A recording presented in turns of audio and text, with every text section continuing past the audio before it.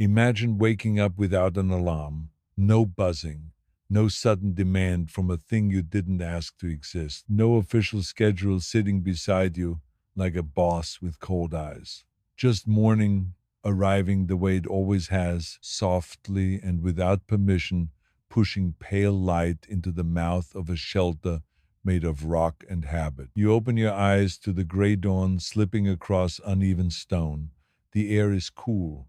It smells faintly of smoke that never fully leaves, even when the fire dies down. It smells of damp earth.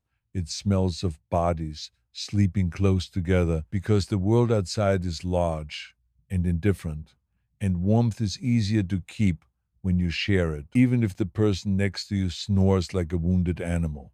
The ceiling is low, not low enough to crush you, just low enough to remind you that you're not in charge. If you stretch an arm up, your fingertips might brush stone that's cold and rough, the same stone that's been here longer than anyone can remember, longer than anyone can count. Stone doesn't care about your plans. Stone doesn't care about your feelings either, which is helpful because feelings are complicated and the stone has no time for that. You lie still for a moment, not because you're lazy, because you're listening. Morning is never silent, not truly. You hear the slow breathing of the others. A child makes a small sound in sleep, like a whimper that changes its mind halfway through. Somewhere deeper in the shelter, embers shift and crackle softly, the last stubborn heat of last night's fire. Outside, wind moves through grass, and birds begin their little arguments in the trees, already busy, already convinced their opinions matter. Eventually, you sit up, slow and careful, because you don't want to step on anyone. Bodies are arranged on hides and rough bedding in a way that looks accidental but isn't.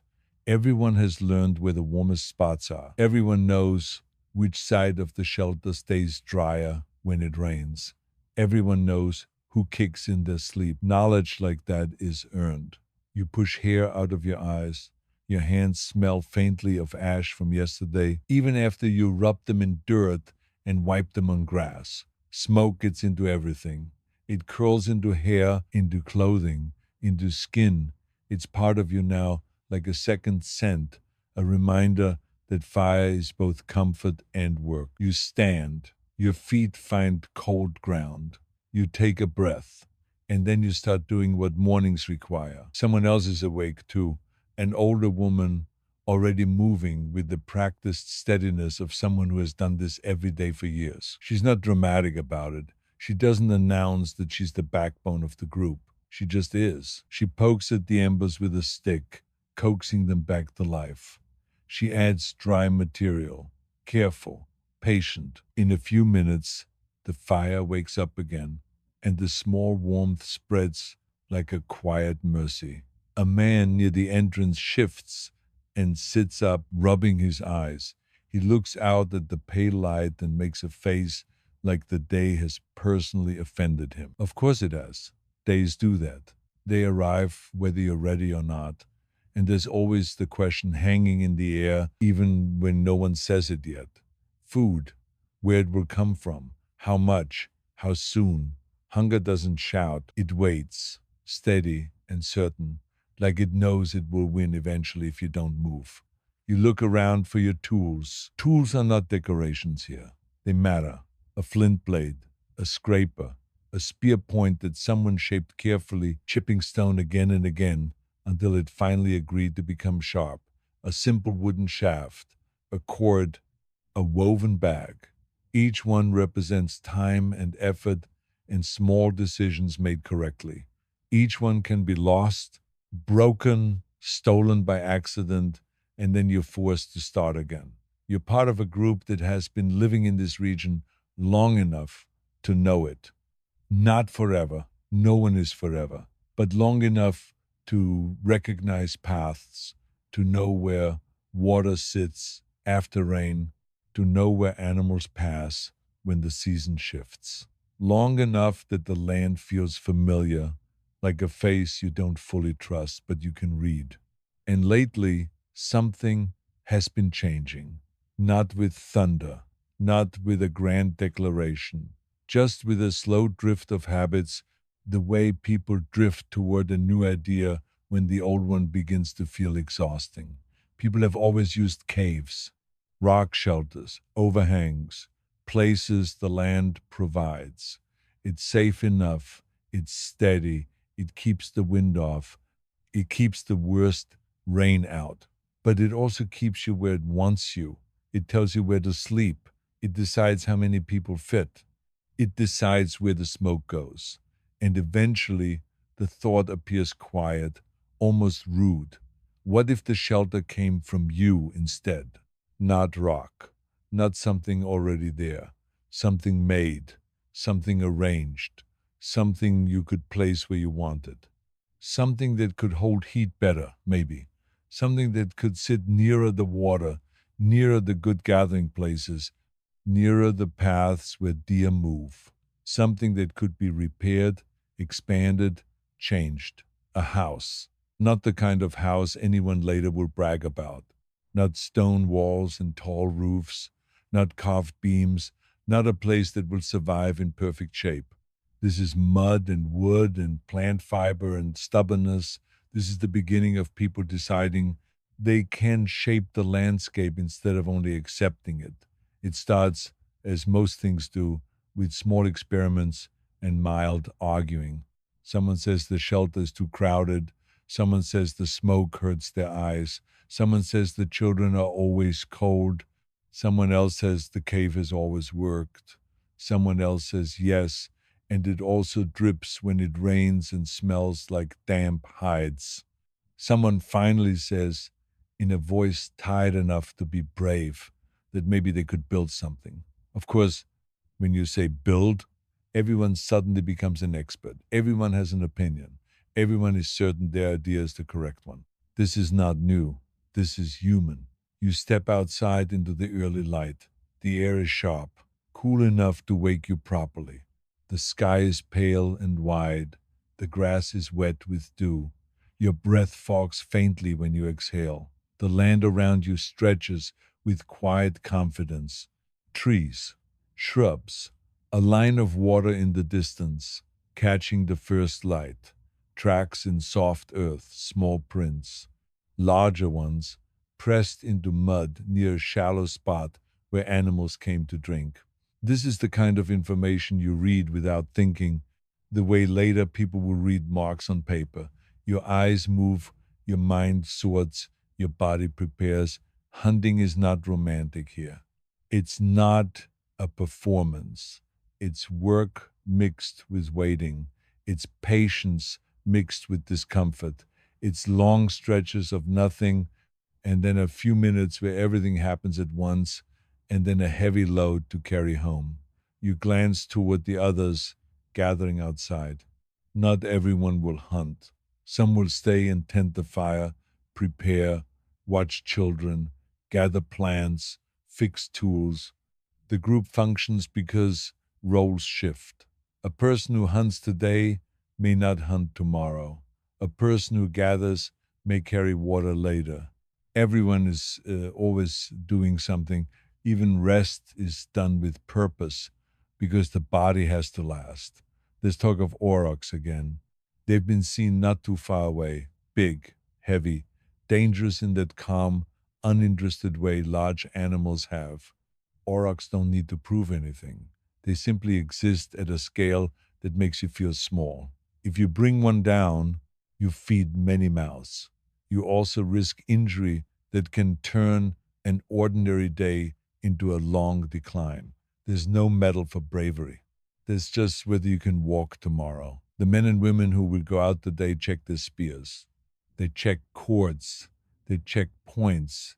Someone sharpens a flint edge with small, precise strikes, chips falling into the grass. A child watches, eyes wide, learning without being taught. That's how most teaching happens. And then, under all of this, there's that other task waiting like an unanswered question. The building. It's not that hunting stops because building begins. Both happen. Life doesn't pause. It layers. The day will be split between chasing food and shaping a place to return to. It's exhausting. Of course it is. Humans, once again, choosing a project. The planned house site is not far, a patch of slightly higher ground where water won't pool, close enough to the stream that carrying water isn't a daily punishment, but not so close that flooding can ruin everything. There's a sense to it, even if no one calls it planning. You walk there, and you can already imagine the shape of it posts set into earth, a frame, walls woven with branches, coated in mud, a roof of thatch, a doorway low enough to keep warmth in, a place that smells of damp earth at first, then smoke, then people. Mud is not glamorous, it's not proud. It's just earth mixed with water, sometimes mixed with straw or grass to keep it from cracking too easily. You gather it in baskets, in skins, in whatever holds. Your hands sink into it. It's cool and thick. It clings under nails. It's the kind of material that reminds you that cleanliness is a luxury invented by people who have too much time. The first posts go in, strong wood, cut with stone tools, stripped. The holes are dug with effort, with sticks, with hands. The ground resists. You sweat, you push, you set the posts. You pack earth around them. You test them. The frame begins. Someone jokes, dryly, that now you'll have to maintain it. Someone else jokes that at least the cave never asked for repairs.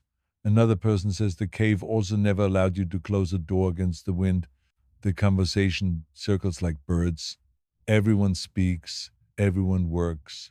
Back at the shelter, those not going out hunting today begin preparing for the midday return. They sort gathered roots, they check stored dried meat, if any remains, they scrape hides, they tend to children who are too young to understand why adults always look tired. Children here are not treated like fragile ornaments. They are part of life. They are carried, watched, spoken to, scolded, loved in the blunt way of people who cannot afford long emotional speeches. A child who wanders into danger is pulled back hard. A child who cries too long is soothed quickly because quiet matters. Night predators listen too. The hunters move out. You go with them or you watch them leave, depending on your role today. If you go, you move light and careful. The group spreads out not too far. You keep to cover, you look for signs, fresh tracks, droppings, broken stems, a smell. The land tells you things if you're patient enough to listen. Deer are common enough, but not easy. They move fast. They hear and smell you long before you see them if you're careless. Aurochs are different. They move heavy. They can be tracked. They can also turn and charge, and then the day becomes a different kind of day. Hunting is also political, in a way, though no one uses that word. Who gets the first strike? Who gets credit? Who gets the better portion later? Who is trusted to throw a spear and not ruin everything? Group life is full of quiet hierarchies that shift with age, skill, mood, and memory of past mistakes. And mistakes are remembered. Someone still gets teased for missing a throw last season. Someone else is watched carefully because they panicked once.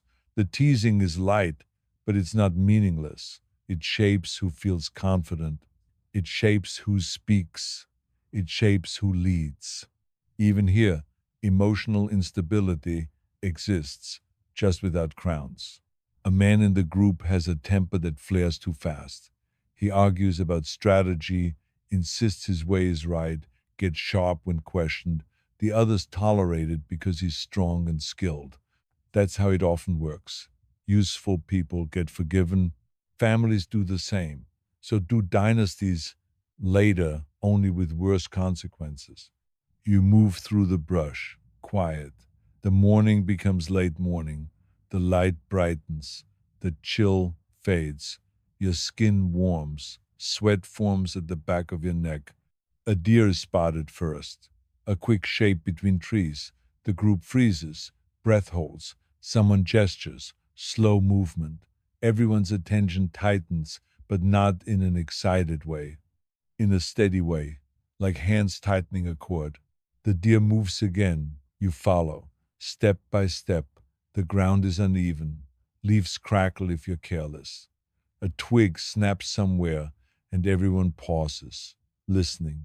It's only a bird hopping away. Of course it is. Nature enjoys causing stress for no reason.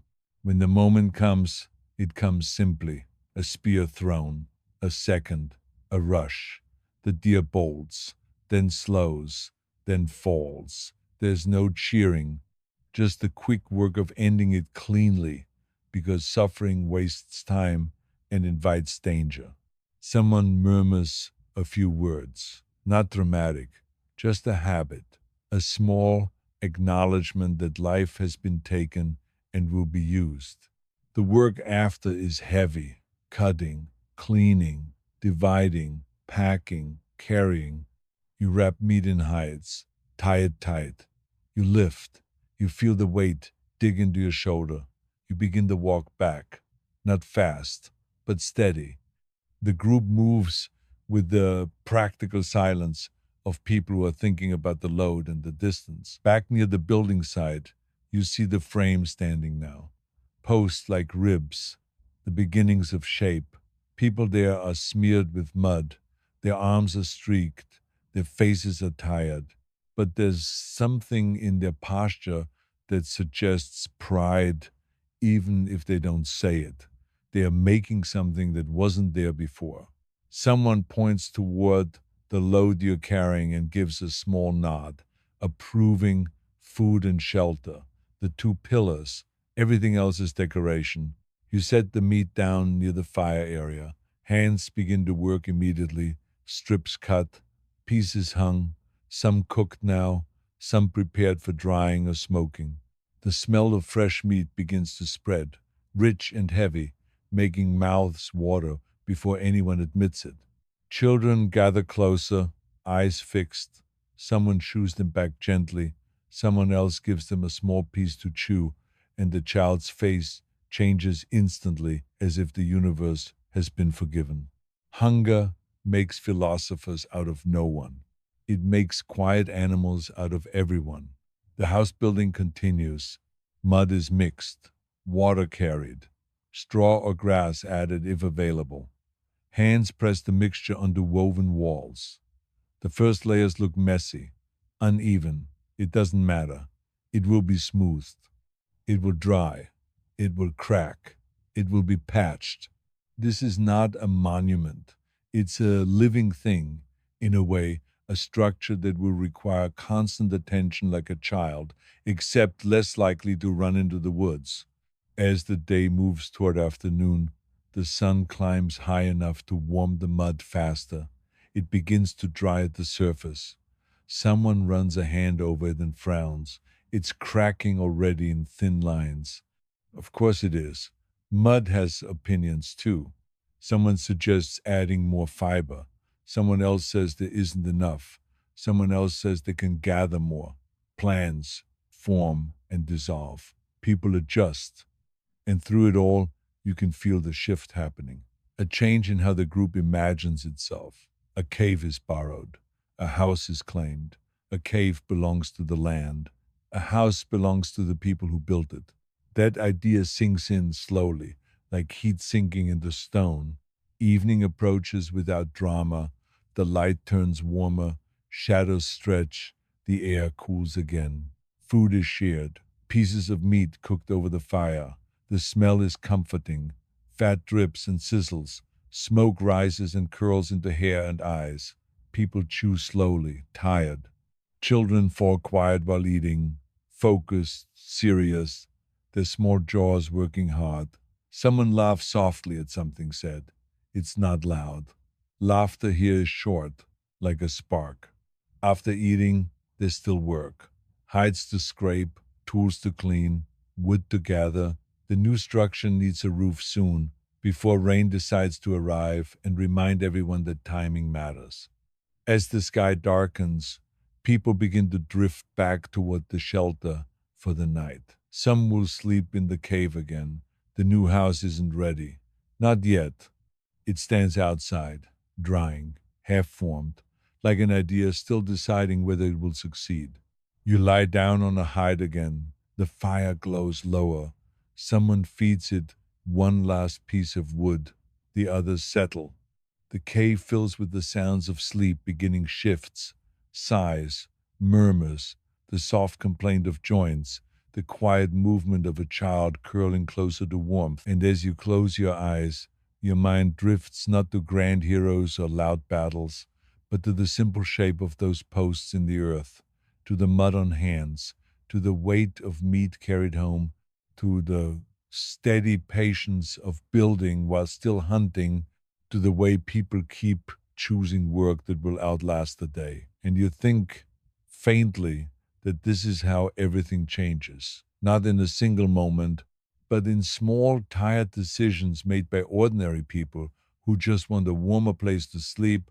And tomorrow you will wake again to gray light, to smoke, to the familiar ache in your shoulders, and you will step out once more into the cool air, and you will look toward the half built walls, and you will wonder whether the mud will hold, whether the roof will be finished in time, whether the Aurochs herd will move away, whether the deer will cross the stream again, and you will reach for your tools, because the day will not wait, and because the group will need both food and shelter, and because you are still in that in between world, not fully leaving the cave, not fully settled by the hearth, living on the edge of two ways of life at once. And in the darkness, you hear someone whisper something to their partner, a quiet complaint about the work, about the mud, about the effort, and the partner answers in a low voice that it will be worth it, that it has to be worth it, because nobody wants to admit they built a house just to make their backs hurt more, and you almost smile, but you don't, because you're too tired. And you let the fire's last warmth seep into your skin, and you drift downward into sleep as the cave holds the group in its old familiar shape, while outside the new walls stand silent under the stars, drying slowly, waiting for hands to return in the morning, waiting to become something more than mud and sticks, waiting to become a place where smoke will gather under a roof, where food will be shared beside a hearth, where children will grow up thinking walls are normal, and where the old cave will start to feel less like home and more like a memory, and you breathe in, slow and steady, and you breathe out, and your thoughts begin to blur, and you feel yourself sinking into the soft dark as the night moves on, calm and indifferent. And somewhere far off, an animal calls once, then goes quiet, and the sound echoes faintly against the stone, and you turn slightly on your bedding, seeking a more comfortable spot, and you settle, and you drift, and you drift, and you drift, while the embers glow and fade and glow again, and the cave air cools, and the new mud walls outside continue to dry, thin cracks forming here and there, harmless for now, promising more work tomorrow, because why not make everything harder? And in the quiet, you can almost hear the future being built one tired handprint at a time, and you let that thought fade as sleep finally takes you. And the last thing you feel is the lingering scent of smoke in your hair, mixed with earth, mixed with meat, fat, mixed with the calm certainty that morning will come again and ask you gently but firmly to begin all of it once more. And you will, because you always do. And because the hearth is not yet yours, not yet fully, but it's close enough now that you can almost feel it warming the air ahead. And in your half dream, you see the house finished, low and sturdy, smoke curling from a roof opening, people sitting close beside a fire, hands stretched toward heat, and outside, in the pale light beyond the doorway, the shadow of an aurochs moves across the grass, heavy and unbothered, and you tighten your grip on a spear you're not even holding yet, and you step forward in the dream, slow and careful, because the day is beginning again, and the group is already gathering, and someone is already mixing mud with water, and someone is already checking a flint edge, and someone is already whispering about where the herd was seen, and you breathe in, and you take another step, and the grass bends under your foot, and you lift your eyes toward the tree line, and you listen for movement, and you feel the cool morning air fill your lungs as you begin to walk toward the place where the animals pass, steady and quiet, carrying the weight of hunger and the weight of building both. And you move forward without hurry because haste makes mistakes, and mistakes are expensive. And you keep walking and walking and walking until you spot fresh tracks in the damp earth near the stream, deep and round, heavier than deer, pressed in with the confidence of something that knows it can charge if it wants, and you crouch and you touch the edge of the print with two fingers, feeling the cool mud, and you lift your eyes again toward the tall grass, and you begin to rise slowly, and you signal to the others with a small motion of your hand, and you step forward, and the grass parts slightly, and you hear a low breath, not human, not close enough to see yet, but close enough to feel in the still air, and you tighten your grip on the spear shaft, and you shift your weight, and you take one more careful step as the morning light grows brighter and the hunt begins again, while the half built walls wait behind you, drying under the sun,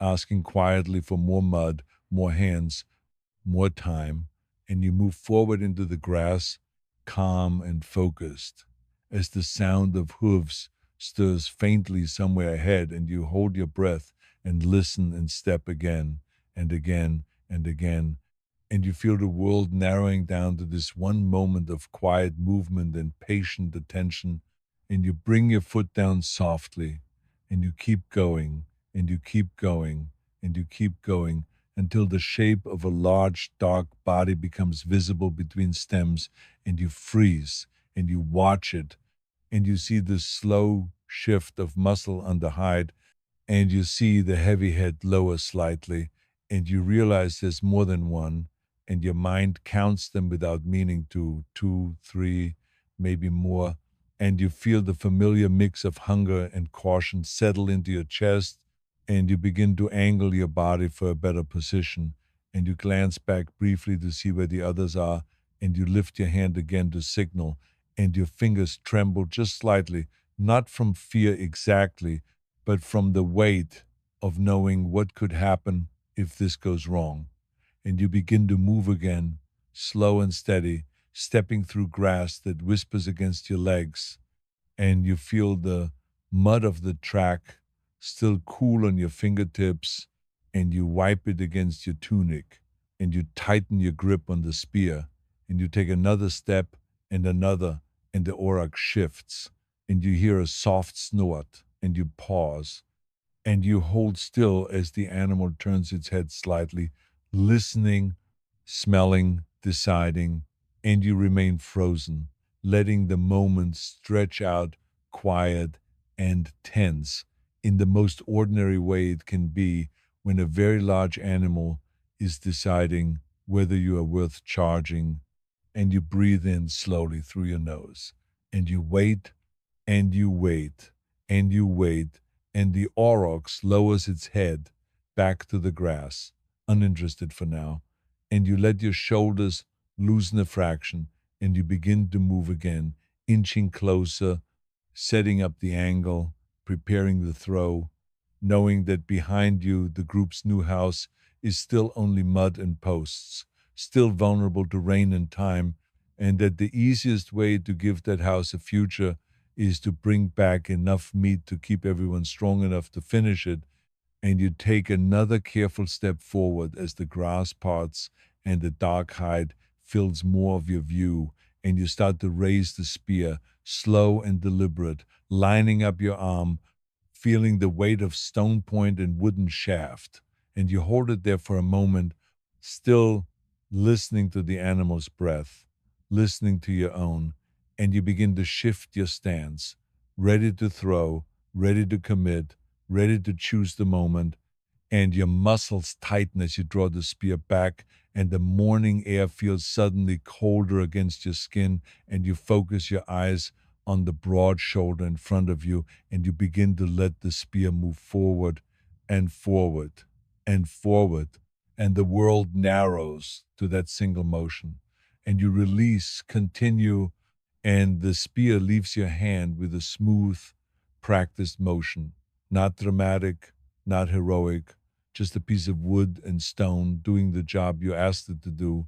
And for a brief moment, it hangs in the air like an idea that might turn out well or might turn out to be a very expensive lesson. It strikes into the broad shoulder with a dull, heavy sound that you feel more than hear. The aurochs jerks, the whole mass of it shifting as if the earth itself decided to move.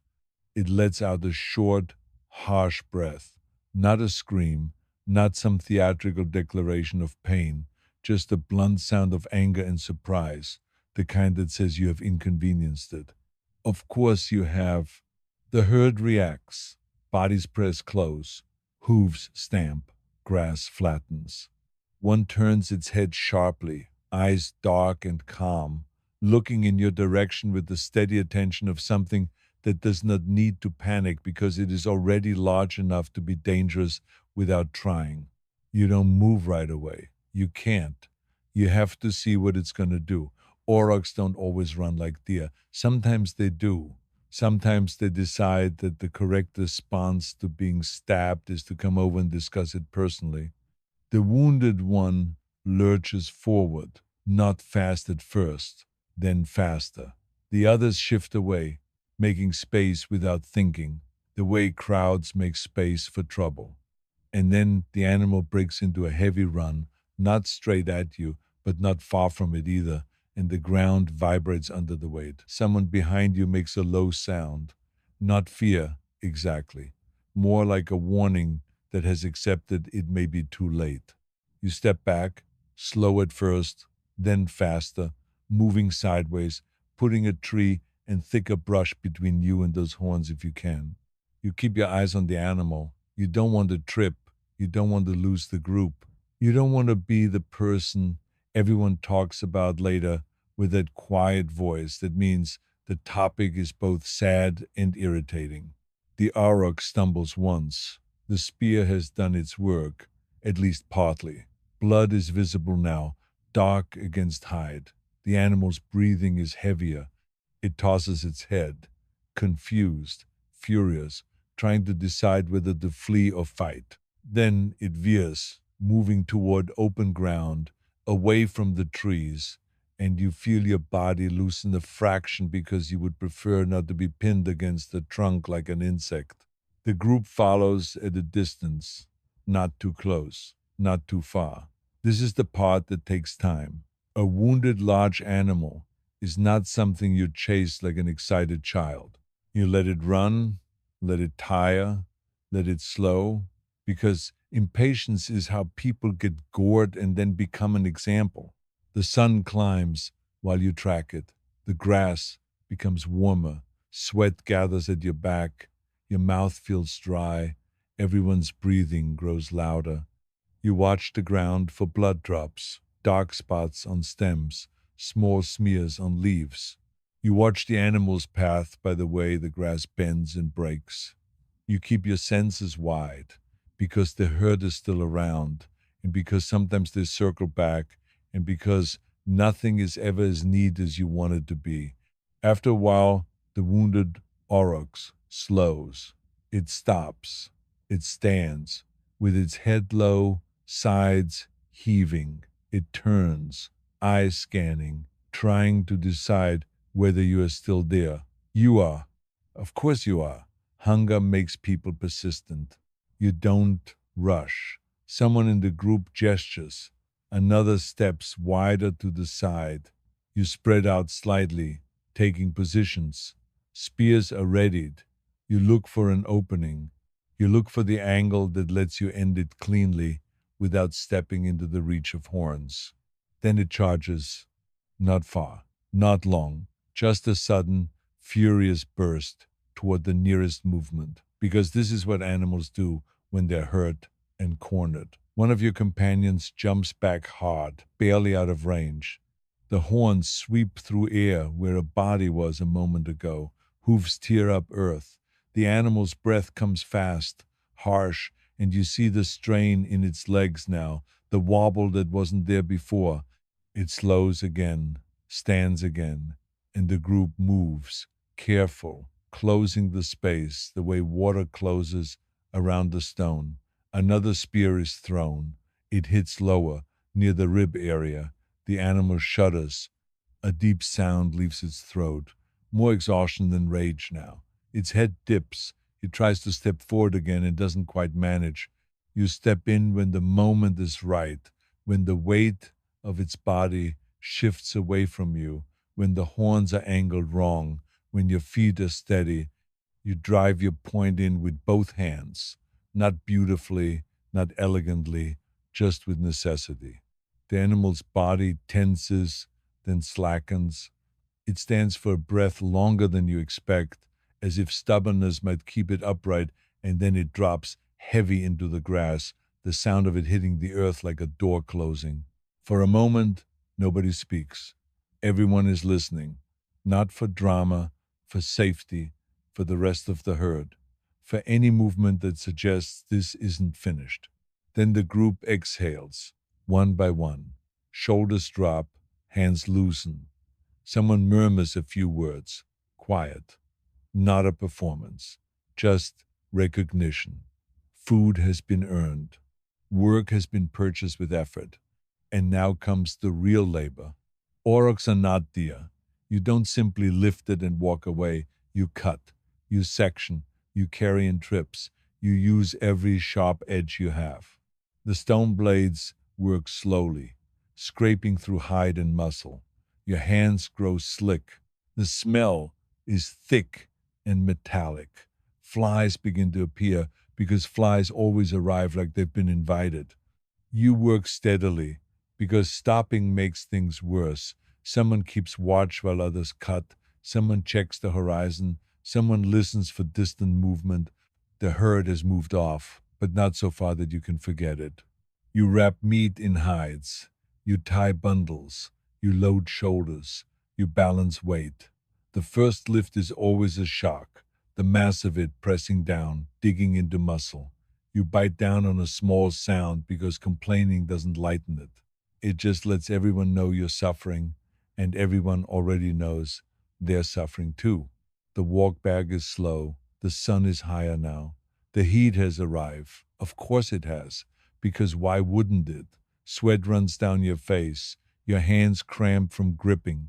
The load shifts, and you adjust it again and again, trying to keep the pressure from cutting too deep into one spot. When you come back into view of the building site, you see people still working there, muddy arms moving, walls slowly thickening. They look up and they see the meat bundles, and something changes in the air. It's not cheering, it's relief. The quiet kind, the kind that keeps the group functioning. The older woman who tends the fire steps forward, eyes scanning the bundles like she's counting meals. She nods once. Approval, practical and calm. She doesn't waste words. Words don't cook meat. The meat is brought in, laid down, sorted. Immediately, tasks divide. Some pieces will be cooked now, because fresh food is a gift that doesn't last. Some will be dried, some smoked, fat rendered if possible, bone saved. Nothing is wasted, because wasting is what you do when you're trying to impress someone, and nobody here has the energy for that. Children hover again, pulled by the smell, by the sight, by the simple knowledge that tonight will be better than yesterday. Someone gives them a small strip to gnaw. Another child whines because their strip is smaller. Of course they do. The child is corrected, not harshly, just firmly. Scarcity is the first teacher. It doesn't care about feelings. While the fire is fed and the first pieces begin to roast, the building continues. Because food alone is not the whole future. Food keeps you alive now. Walls keep you alive later. A roof keeps you alive when the rain comes, and rain always comes. Mud is mixed again, more fiber added, because someone learned from yesterday's cracks. The mixture feels better now, thicker, holding together. Hands press it into the woven frame, smoothing it with palms and fingers. The wall becomes more solid, less like a skeleton, more like a barrier that can hold warmth. Someone steps back and squints at it. Someone else complains it looks uneven. Another shrugs and says, it will do. It's not a palace. Nobody is carving decorative spirals into it. A palace is what people build when they've forgotten what wind feels like at night. Still, even this simple wall brings something new into the group's mood, a small sense of ownership, a small sense of direction, a place that belongs to the hands that made it. As afternoon stretches, you feel fatigue settle into your bones. It's not sudden, it's a slow sink, like your body's gradually remembering every step you took, every cut you made, every heavy bundle you carried. You sit for a moment near the fire while meat cooks. The heat feels good. Your fingers tingle where they were cold earlier. Smoke curls into your eyes, and you blink slowly, used to it. Someone passes you a piece of meat, still hot, fat, glistening. You take it carefully, burn your fingers slightly, of course you do, and you chew. It's rich. It fills your mouth with warmth and salt and something deep that makes your muscles feel less angry. People eat quietly at first. Then the low talk begins again. Someone remarks dryly that building a house and hunting aurochs in the same week is a fine way to shorten a life. Someone else replies that yes, but at least you'll be shortened in a place with walls. Another says they miss the cave already. A fourth says they miss not having mud under their nails. Everyone agrees that mud is annoying. Nobody stops using it. A younger man starts talking too loudly about how the house should be arranged, how the posts should be placed, how the roof should be made, as if he personally invented shelter. The older woman looks at him the way a stone looks at wind. He quiets down. It's a small moment, but it matters. Hierarchy doesn't need crowns. It just needs someone who can silence you with a glance. Evening begins to creep in, slow. Light softens, shadows stretch, the air cools, and smoke hangs lower. People move closer to the fire. Children's energy fades into that strange mix of crankiness and sleepiness. A child starts to cry because they're tired. Someone rocks them. Someone else mutters that they should learn to be tired more quietly. The child does not learn that. Children rarely do. The new house stands nearby, more complete now. Mud walls drying, the frame holding. It looks humble, low, a little lopsided, but it exists. It wasn't there before. That's the point. Someone walks around it, touching the wall, feeling the dryness. They press lightly where it cracked earlier. It holds better now. They nod, satisfied. Tomorrow, more work. Always tomorrow. As darkness thickens, the group begins to drift back toward the cave again. The new house is not ready to sleep in, not safely. The roof still needs finishing. The entrance needs shaping. The smoke vent needs thought. Unless everyone wants to choke slowly, which is a choice some people make by accident, you return to the cave with the others. The familiar stone mouth welcomes you in with its cool air and its smell of smoke and old bedding. You settle onto hides again. The fire glows. Someone adds wood. The embers brighten, then settle. You lie down, muscles heavy. Your hands ache. Your shoulders feel like they've been carrying not just meat, but the weight of this new idea of home. You close your eyes, and the day replays in slow fragments. The grass parting, the aurochs turning its head, the spear leaving your hand, the mud squishing between fingers, the wall standing, the meat roasting. It's strange how life can hold both at once, the old way and the new way, the hunt and the build, the cave and the hearth you're trying to create. In the dark, Someone whispers to their partner again, low and close. It's not romantic, it's practical. They talk about the roof, about how much straw is left, about whether they should move the sleeping area once the house is ready, about where to store meat so it stays dry, about whether the house will make winter easier. Their voices are soft, but there's tension under it. Change always brings tension, even good change, especially good change, because good change asks more of you. It asks for extra work now in exchange for comfort later. And comfort later is a concept that sounds suspiciously like a promise. You turn slightly on your bedding. The hide is rough. The ground is hard. The cave is cool. And outside, under the stars, the mud walls stand and continue to dry, thin cracks forming where the earth decides to remind you that nothing is permanent, and you can almost feel tomorrow waiting, patient, with its list of tasks. Your breathing slows. The cave sounds soften, coughs, sighs, a foot shifting.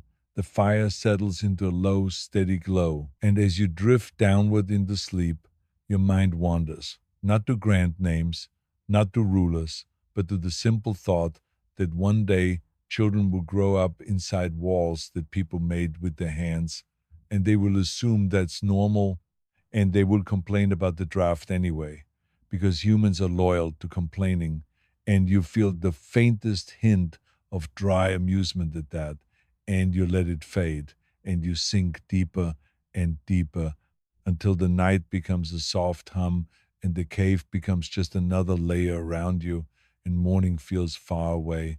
And then slowly it isn't, because light begins to creep back in again, pale and patient.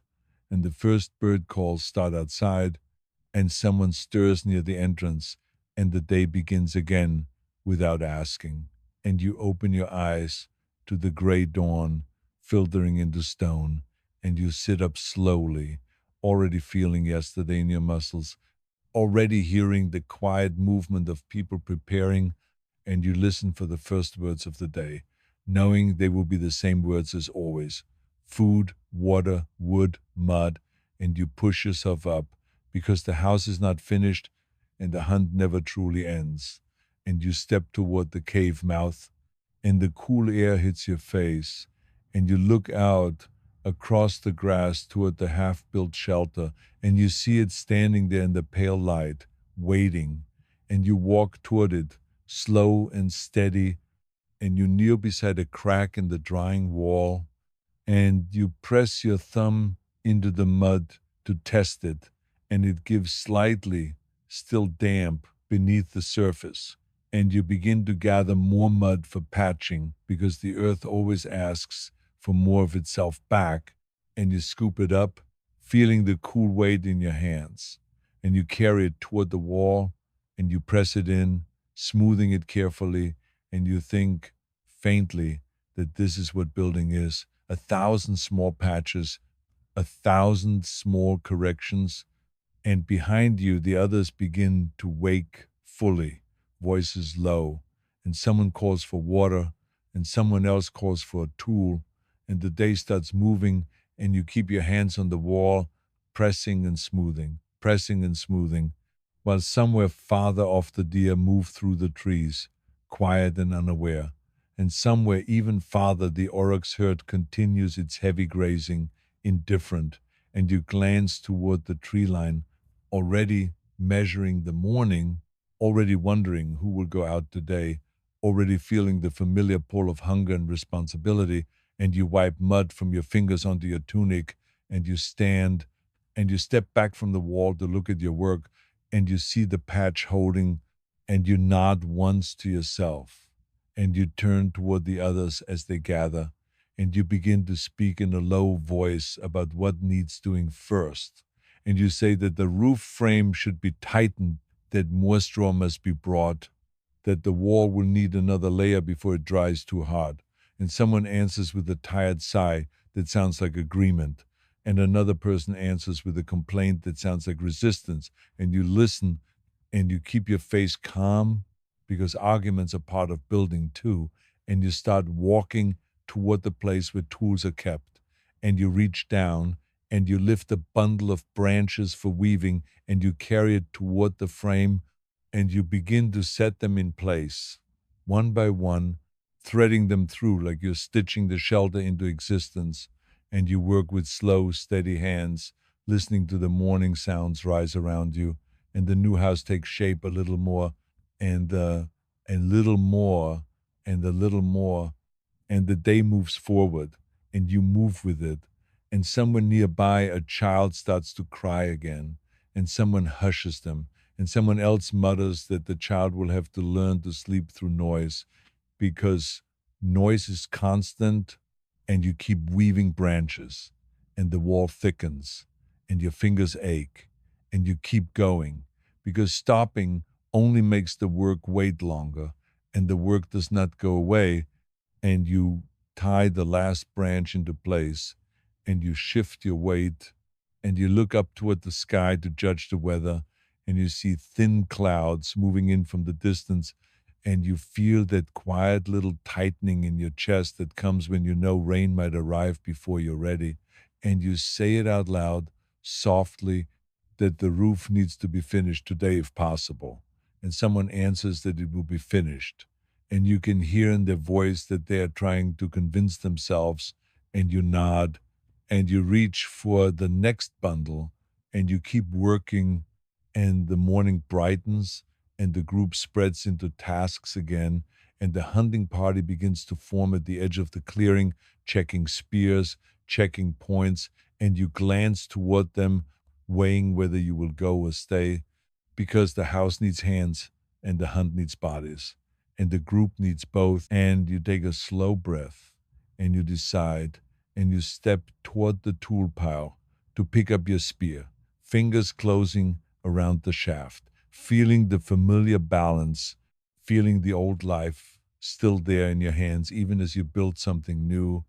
And you turn toward the tree line and you begin to walk, slow and quiet, leaving the half built walls behind you for a few hours, trusting the others to keep pressing mud and weaving branches, trusting that the shelter will still be standing when you return, and you move into the grass, listening for hoof sounds, listening for birds that scatter, listening for the subtle signs that deer are near, and you keep walking and walking and walking until you reach the stream and you see fresh tracks in the damp earth again, lighter this time, deer, many of them, and you crouch and you touch the print and you lift your eyes toward the trees and you begin to rise slowly and you step forward and the day carries you onward into the hunt once more, steady and quiet, while behind you the hearth-to-be waits under the open sky, and the mud dries, and the roof frame calls for straw, and the group's new way of living inches forward, one tired decision at a time, and you move through the brush, calm and focused, raising your spear slightly as you hear a faint rustle ahead, and you slow your steps, and you angle your body, and you listen, and you listen, and you listen, and you take another step forward as the leaves shift and a brown shape flickers between trunks, and you hold your breath and you begin to lift your arm and you draw the spear back and you steady your stance and you prepare to throw, not for glory, not for drama, just because mouths will be hungry by evening and roofs don't weave themselves.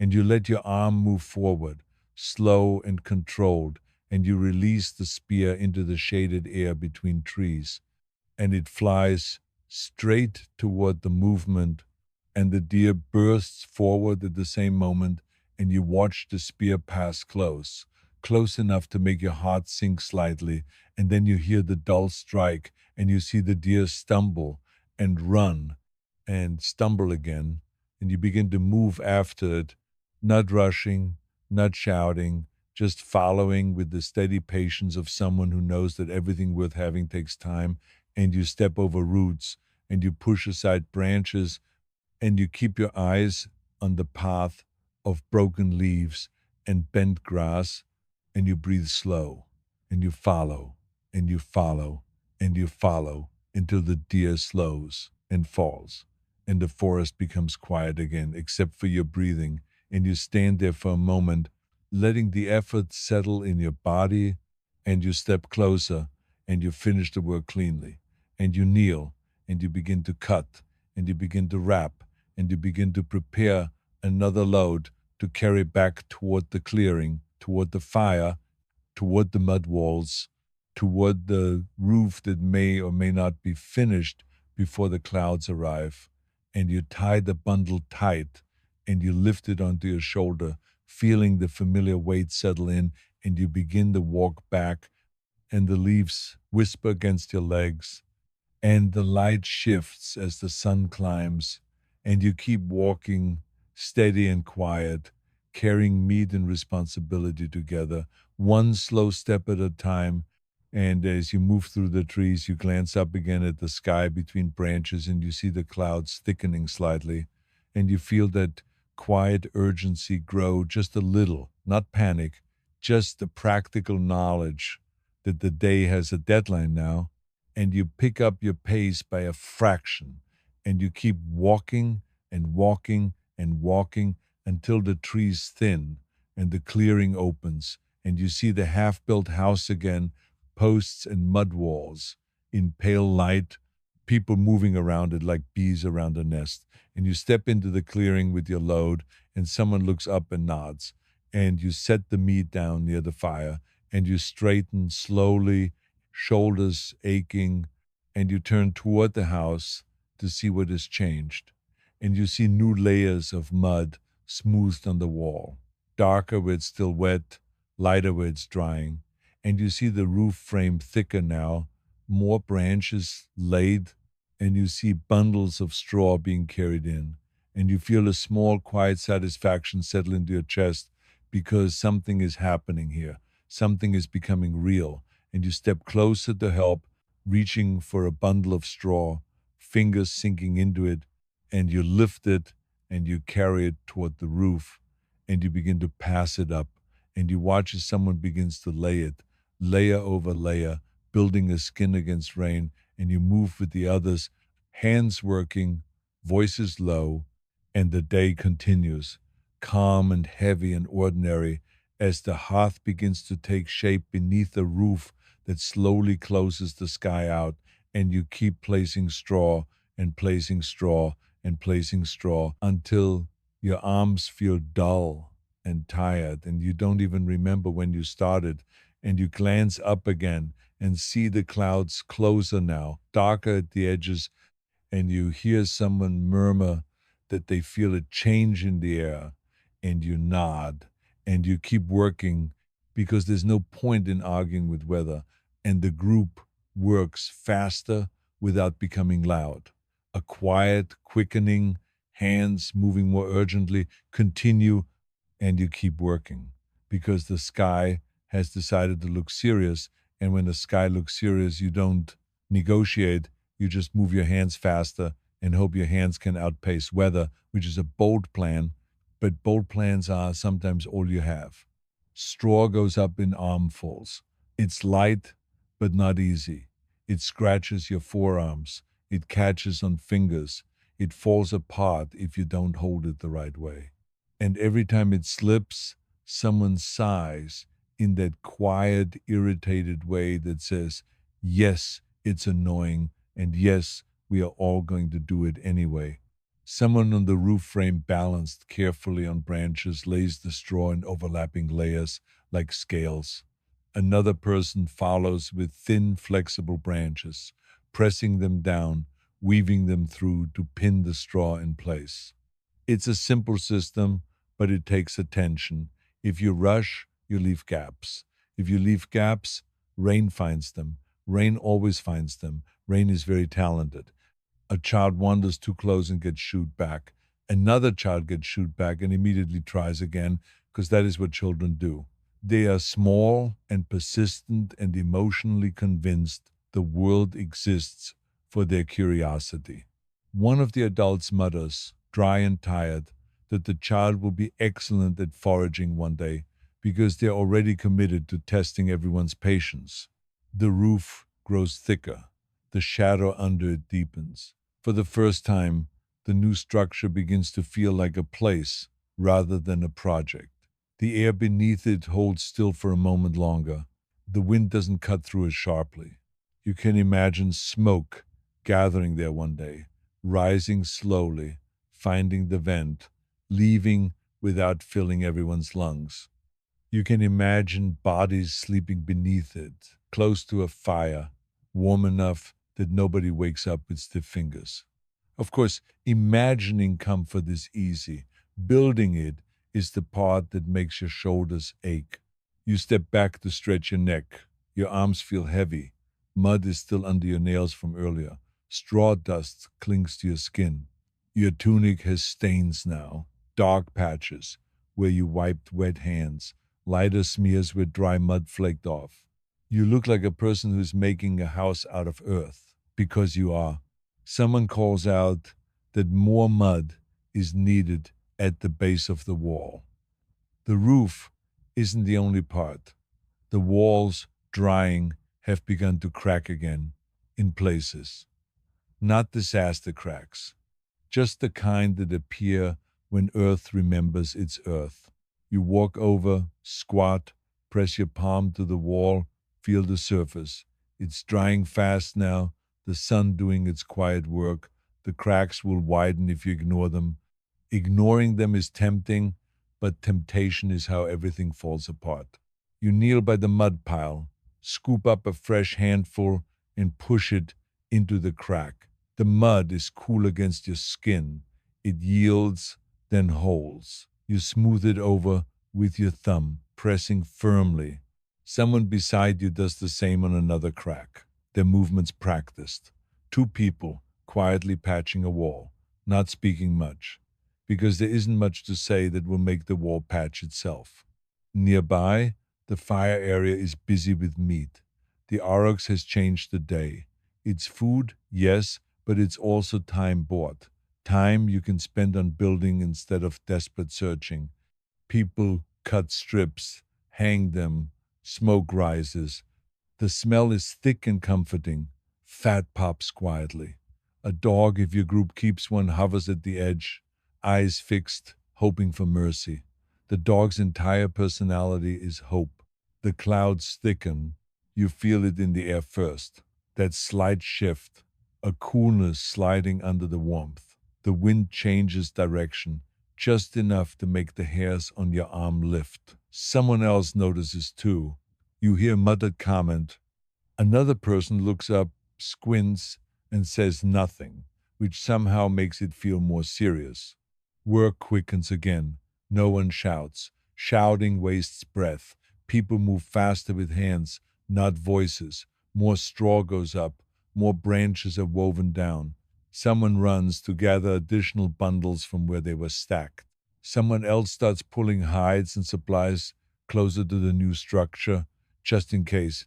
Not moving everything, just the things that would be ruined if soaked.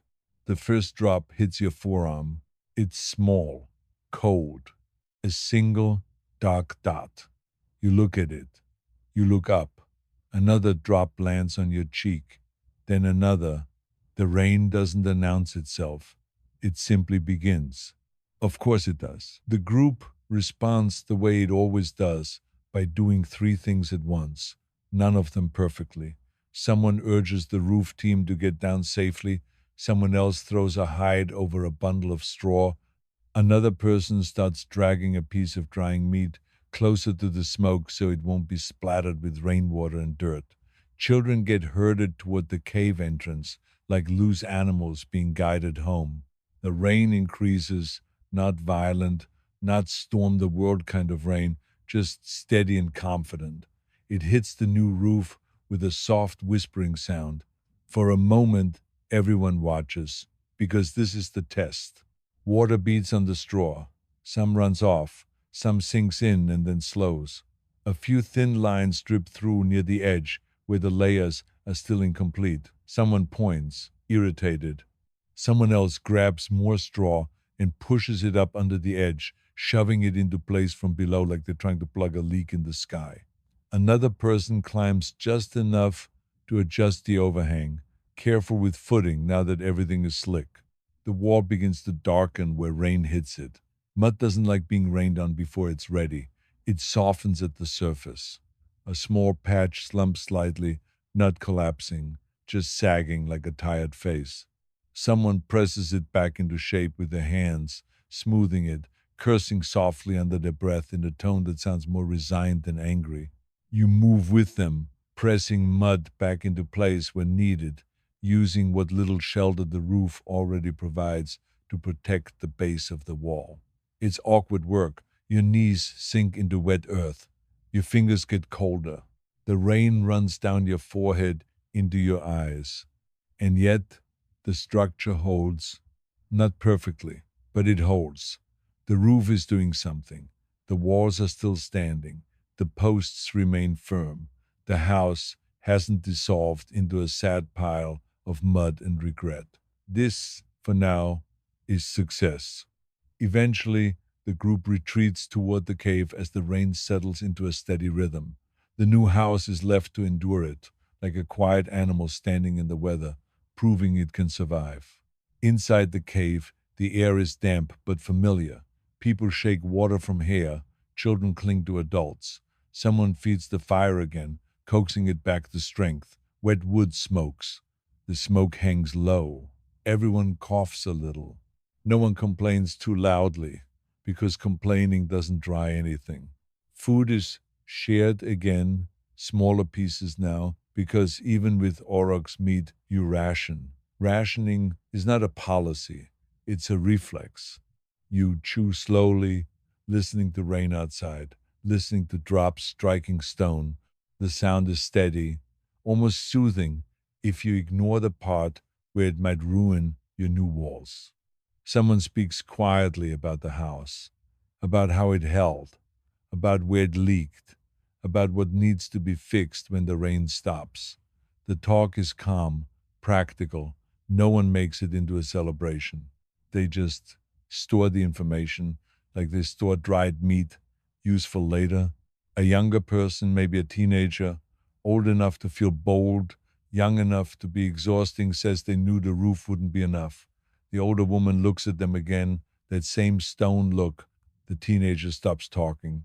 The cave becomes slightly more peaceful.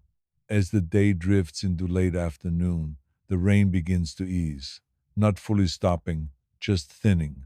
The light outside changes. The world brightens a little. Someone steps to the cave mouth to look out. They return and say it's slowing. Work starts again immediately, because rest is always temporary. People step out into wet grass. The air smells fresh now, heavy with damp earth. The new house stands darker, soaked on one side, but still standing. You walk to it with a few others. You touch the wall. Mud sticks to your fingers. The surface is soft again, not ruined, just needing time and more patching. You trace where water dripped through the roof edge. You see where straw shifted. Someone sighs, someone else shrugs. Another says, dryly, that at least now you know where it leaks, which is a very practical way to pretend you're not annoyed. You start repairing immediately, because waiting just makes the mud slump more. Fresh mud is mixed again, this time thicker, with more fiber. It's pressed onto the softened areas to reinforce them. Hands smooth it carefully, shaping it back. The roof edge gets more straw, more branches to pin it down. You work in the cool, damp air, fingers numb at first, then warming as you move. By the time evening arrives, the rain has stopped. The sky clears in patches. The light turns golden again, as if the afternoon wants to apologize. The ground is muddy, footprints fill with water. The whole clearing looks like it's been stirred. The new house, though, stands. It looks worse than it did in the morning, darker, muddier, patched, but it also looks more real because it has already been repaired once. A thing you repair becomes part of your life in a way a thing you merely admire never does. The group gathers around the fire again. Smoke rises into the evening air now, cleaner without rain. Meat continues to cook. People eat. Children quiet down. Someone laughs softly at a comment about how the house is already acting like a needy child, demanding constant attention. Someone else replies that at least the house doesn't wander off toward the stream and fall in. Night comes gradually. The stars appear, faint at first, then sharper. The air cools. Everyone's clothing is damp. People shift closer to the fire. You feel tired in a deeper way now, the kind that sits behind your eyes and makes the world blur the edges. Before sleep, you walk once more toward the new house, just to look at it in the starlight. It stands low and quiet, roof dark with dampness, walls patched. The doorway is still rough, but it exists. You can stand there and imagine stepping inside to sleep one day soon. You rest your hand on the wall. The mud is cool, solid enough. You leave your handprint there by accident, or maybe not by accident. A small mark that says you were here, you did this, you pressed earth into shape with your own tired hands. Then you turn back to the cave, because tonight the cave is still home, the hearth is still a promise. Inside, people settle, the fire glows, the cave breathes with them. You lie down, damp clothing against hide, and you close your eyes, listening to the night sounds outside, dripping water from leaves, a distant animal call, the quiet shifting of wind. In your mind, the day loops gently. Mud, straw, rain, meat, fire, repairs. It's all the same pattern, really. Hunt to eat, build to endure, patch what breaks, repeat. And you think, faintly, with that sleepy, dry humor that shows up when you're too tired to be dramatic, that if the world wanted you to stay in caves forever, it wouldn't have given you hands that keep trying to make walls, and it wouldn't have given you brains that keep deciding to start projects in the exact week. The weather changes, and you let that thought drift away as sleep takes you, and the cave grows quieter, and the fire settles, and outside the new house stands in the dark, damp and stubborn, waiting for the next morning's light, waiting for the next round of mud and straw and patience, waiting to become ordinary, which is the highest form of success for any shelter. And you breathe in, slow and steady, and you breathe out, and you drift down into sleep as the embers glow and fade and the night moves on. And somewhere in the clearing, a small animal rustles in the grass, and you barely notice because your body is heavy now, and your mind is quiet. And tomorrow is already forming itself quietly out there beyond the stone mouth of the cave, bringing with it the same gentle demands, the same practical work, the same slow movement from old life into new, and you will wake to it without surprise, because you always do, and because the hearth you're building does not care whether you're rested. It just waits for hands to return.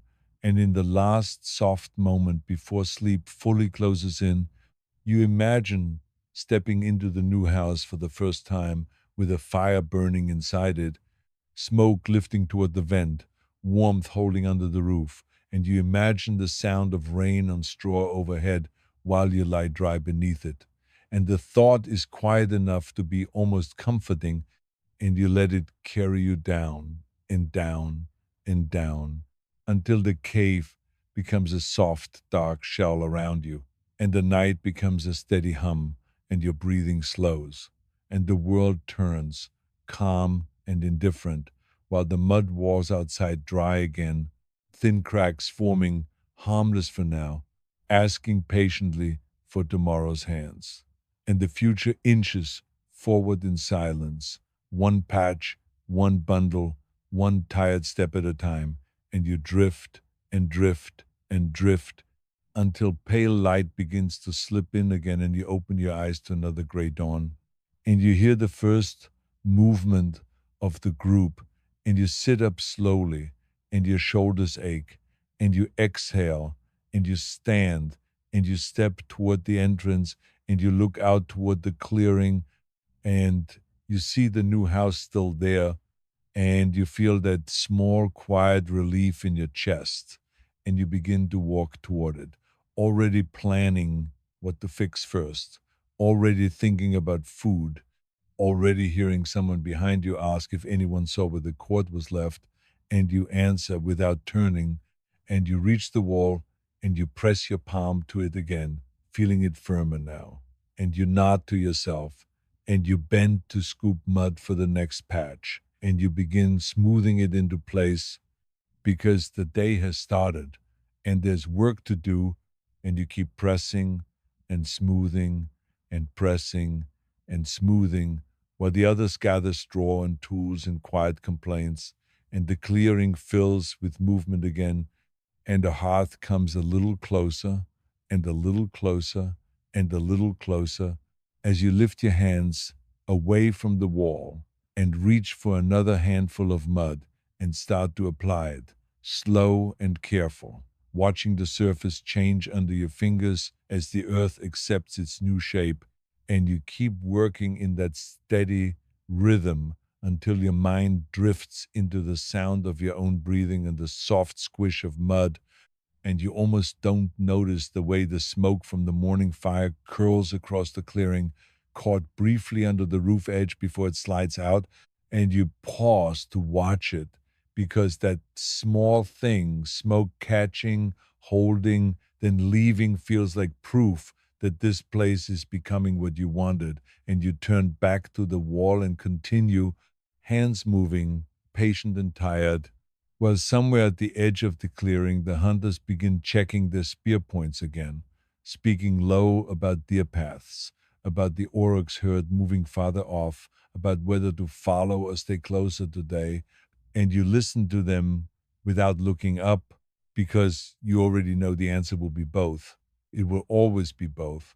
And you press the mud in, smooth it down, and reach for the next patch as the morning brightens and the ordinary work of making a home continues, calm and relentless, and you breathe in and you breathe out, and you keep going and going and going until someone calls your name softly from behind, telling you they need another pair of hands on the roof edge, and you straighten slowly, wiping mud from your palms onto your tunic, and you step toward the roof frame, and you lift your arms to take the bundle of straw being passed down, and you begin to raise it up, and the straw scratches your forearm, and you adjust your grip, and you pass it upward, and you watch it disappear over the edge as someone lays it down, and you reach for the next bundle, and the next, and the next, keeping the rhythm steady as the roof thickens and the morning air warms and the clearing fills with the quiet sound of building,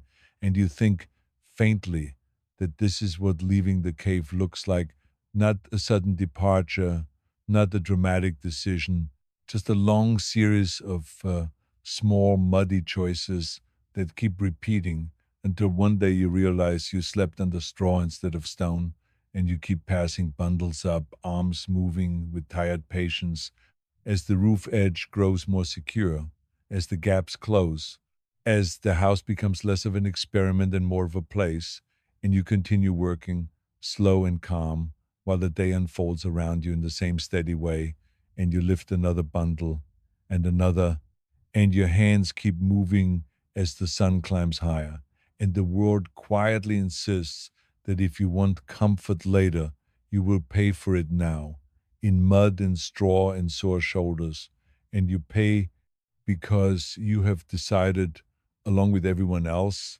that it will be worth it.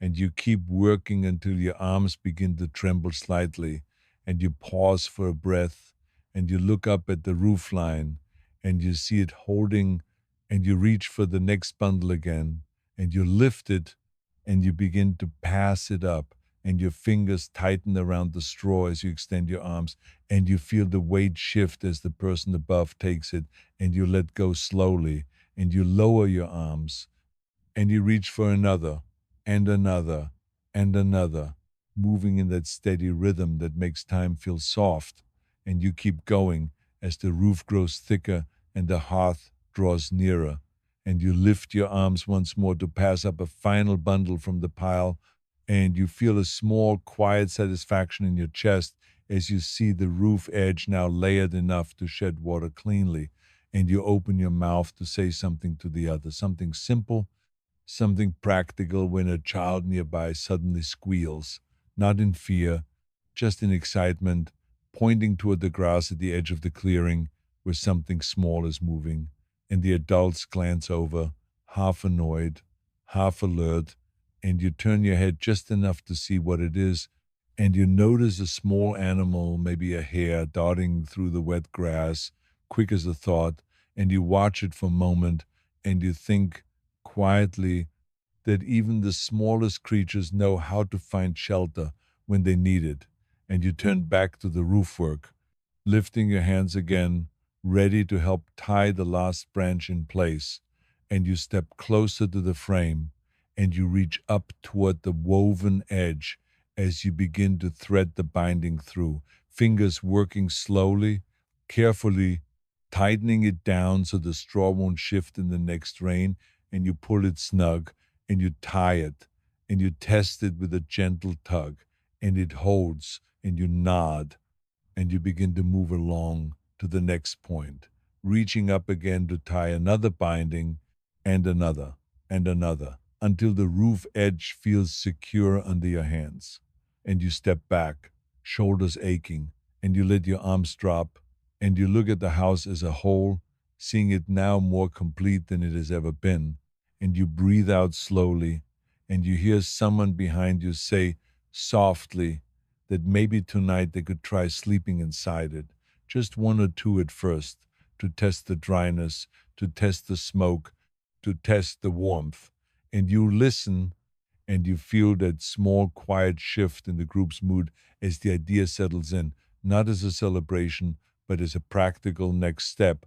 And you nod once because it makes sense, and because at some point you have to stop building a shelter and start living in it, and you wipe your hands on your tunic again, and you turn to go help with the fire setup inside, stepping toward the doorway as the morning light fills the clearing and the ordinary work continues, slow and steady, and you step over the threshold into the dim interior for the first time, and you smell damp mud and straw, and you feel the air still inside, and you look up at the roof where small gaps of light show through, and you begin to plan where the hearth should sit, where the smoke should rise, where people should sleep.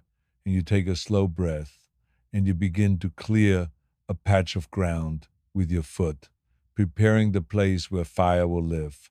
And you crouch, and you start arranging stones in a rough circle, and your hands move calmly, setting one stone, then another, building the outline of the hearth, while outside someone calls for more wood, and inside the new house you place another stone and another, shaping the future in the simplest way possible, one quiet piece at a time, and you keep working, slow and careful. As the first true hearth begins to form beneath a roof of straw and branches, and you set the last stone in place, and you press it down into the earth to steady it, and you lift your hands away, and you sit back on your heels for a moment, looking at the circle, and you think faintly that it's strange how something so simple, a ring of stones, can feel like a beginning, and you reach for dry kindling to test it, and you place it gently inside the circle, and you pause, listening to the quiet inside the new walls, hearing the muffled sounds of the clearing outside, and you realize the house is already changing the way sound reaches you, making the world softer, making it feel farther away, and you sit there for a moment longer, breathing in the cool, earthy air, and you begin to strike stone against stone to spark a flame, slow and patient, knowing it may take time,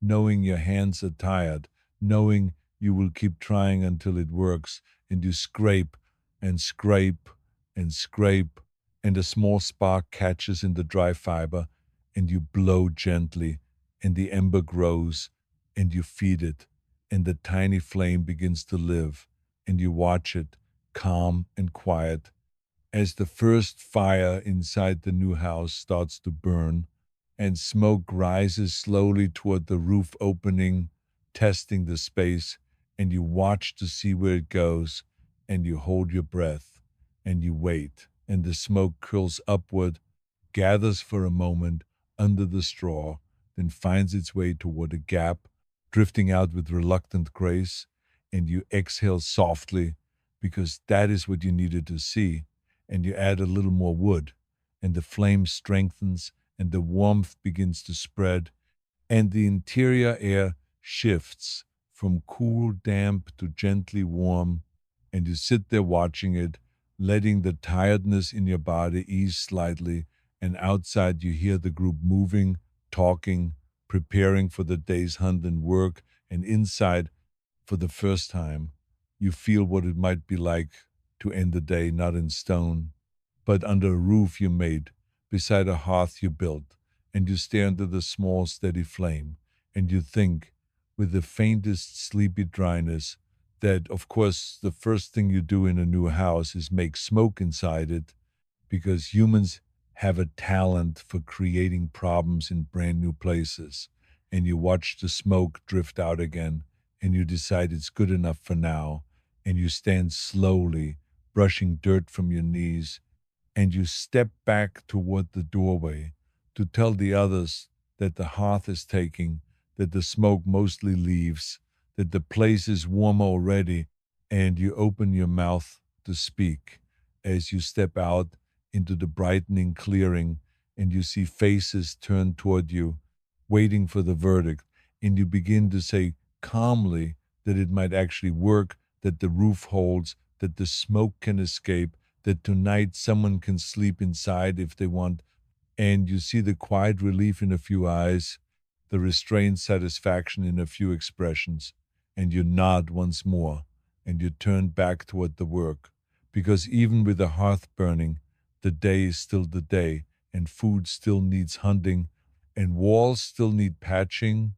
and you step toward the tool pile to help prepare the hunters, reaching for a spear shaft, checking the point, tightening the binding, and you move with the group's slow, steady rhythm as the morning continues, and the new house stands behind you with its first smoke curling out into the open air, small and ordinary, like it has always been there, and you keep working and keep moving and keep breathing while the world turns quietly forward and the cave begins very slowly to feel like a place you used to live and not the place you must live. And you glance once toward the new doorway again, seeing the dim interior and the small glow of the hearth within. And you feel, for the first time, that you have taken a step out of the rock's shadow and into something you made.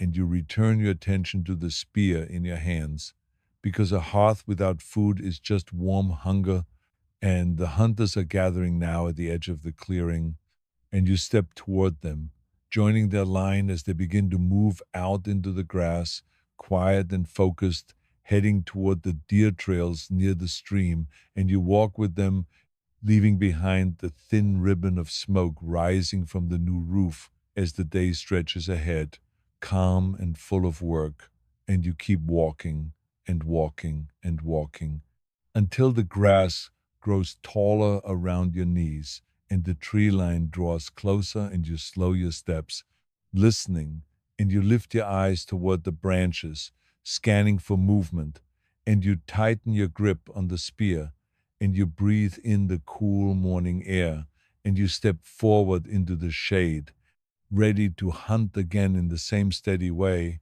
and you move deeper between trunks, and the light dapples your hands, and you listen for the soft rustle of deer, and you continue onward as the forest quiets around you, and you take one more careful step and another, and you pause as you see a flicker of brown ahead, and you begin to raise your arm, and you draw the spear back slowly, lining your stance, and you hold still, and you wait for the deer to step into a clearer gap, and you wait and wait and wait, breathing slow, feeling the weight of the spear in your hand, feeling the tiredness in your shoulders, feeling the quiet focus settle in, and the deer shifts, and you begin to move your arm forward, and you release, and the spear flies through the shaded air toward the moving shape, and you watch it, calm and steady, as it closes the distance, and the moment unfolds without hurry, without drama,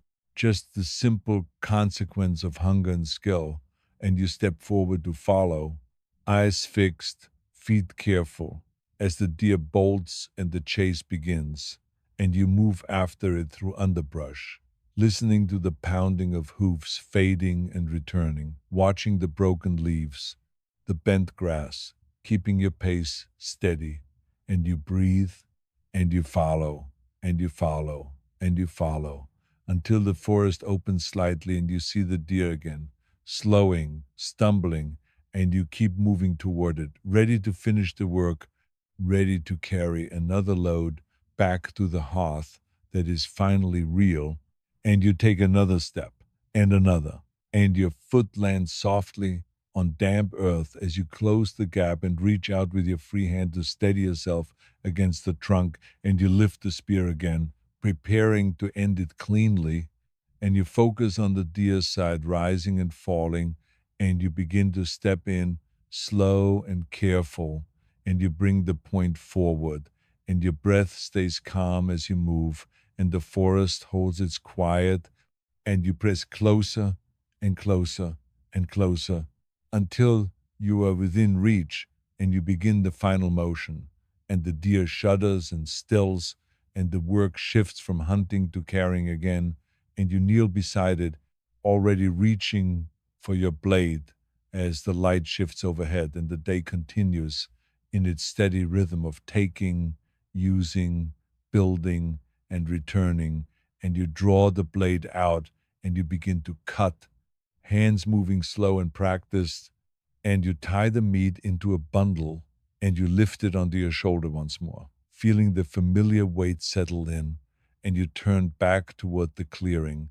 toward the thin ribbon of smoke rising from the roof, toward the warmth waiting on the straw, and you begin to walk, step by step, through the trees, calm and tired, as the ordinary future you are building keeps inching forward with every breath and every load you carry, and you keep walking and walking and walking until the first edge of the clearing appears, and you can see the house again, low and dark against the grass, and you can smell the faint trace of smoke in the air, and you move toward it, steady and quiet, and as you step into the open, you see someone coming toward you from the hearth area, hands raised to take the bundle, and you start to lift it off your shoulder to pass it over, and you open your mouth to speak, to say something simple about where the deer were, about how the trail looked, about what needs doing next.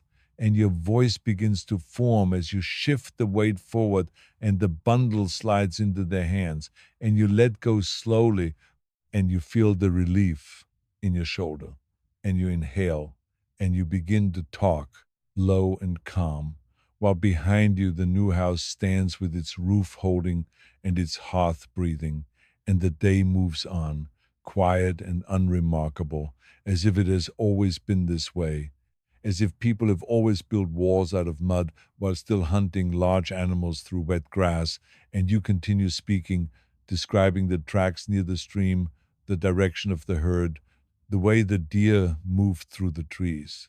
And the other person nods, listening, and you both turn toward the hearth to bring the meat closer, and you walk together across the damp ground, and your footsteps leave prints in mud that will dry and crack later, and you reach the doorway, and you step inside, and the warmth touches your face again, and you glance up toward the roof opening where smoke drifts out, and you feel that small, quiet satisfaction return, and you set the bundle down near the hearthstones, and you straighten, and you breathe, and you begin to reach for the next task, because there's always a next task, and you move your hands toward the tools, ready to cut and prepare and hang and store, ready to feed the fire, ready to patch the wall where it softened, ready to add another layer of straw where the rain found a weak point.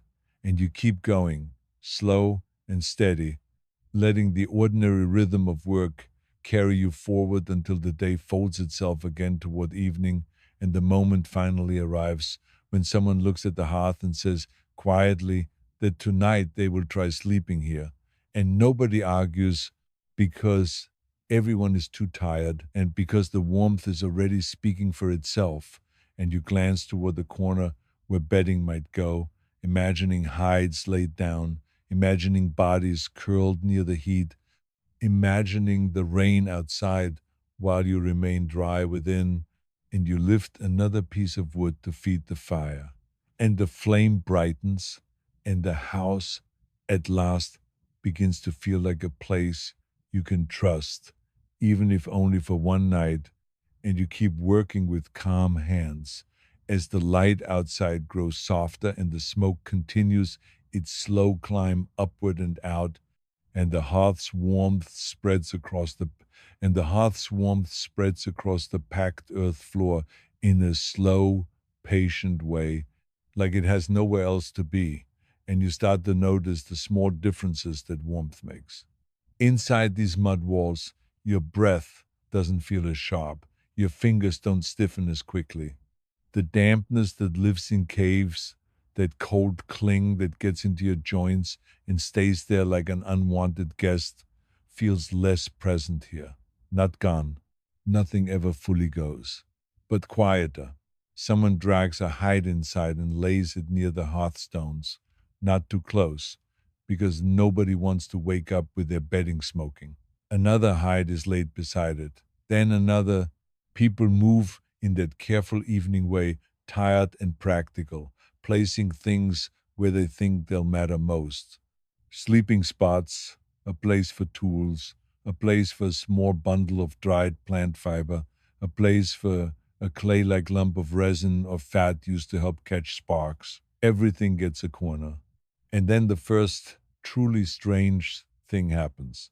Not a fight, not a celebration, not some grand emotional moment, just silence. The house changes sound, the walls take the edge of the outside world.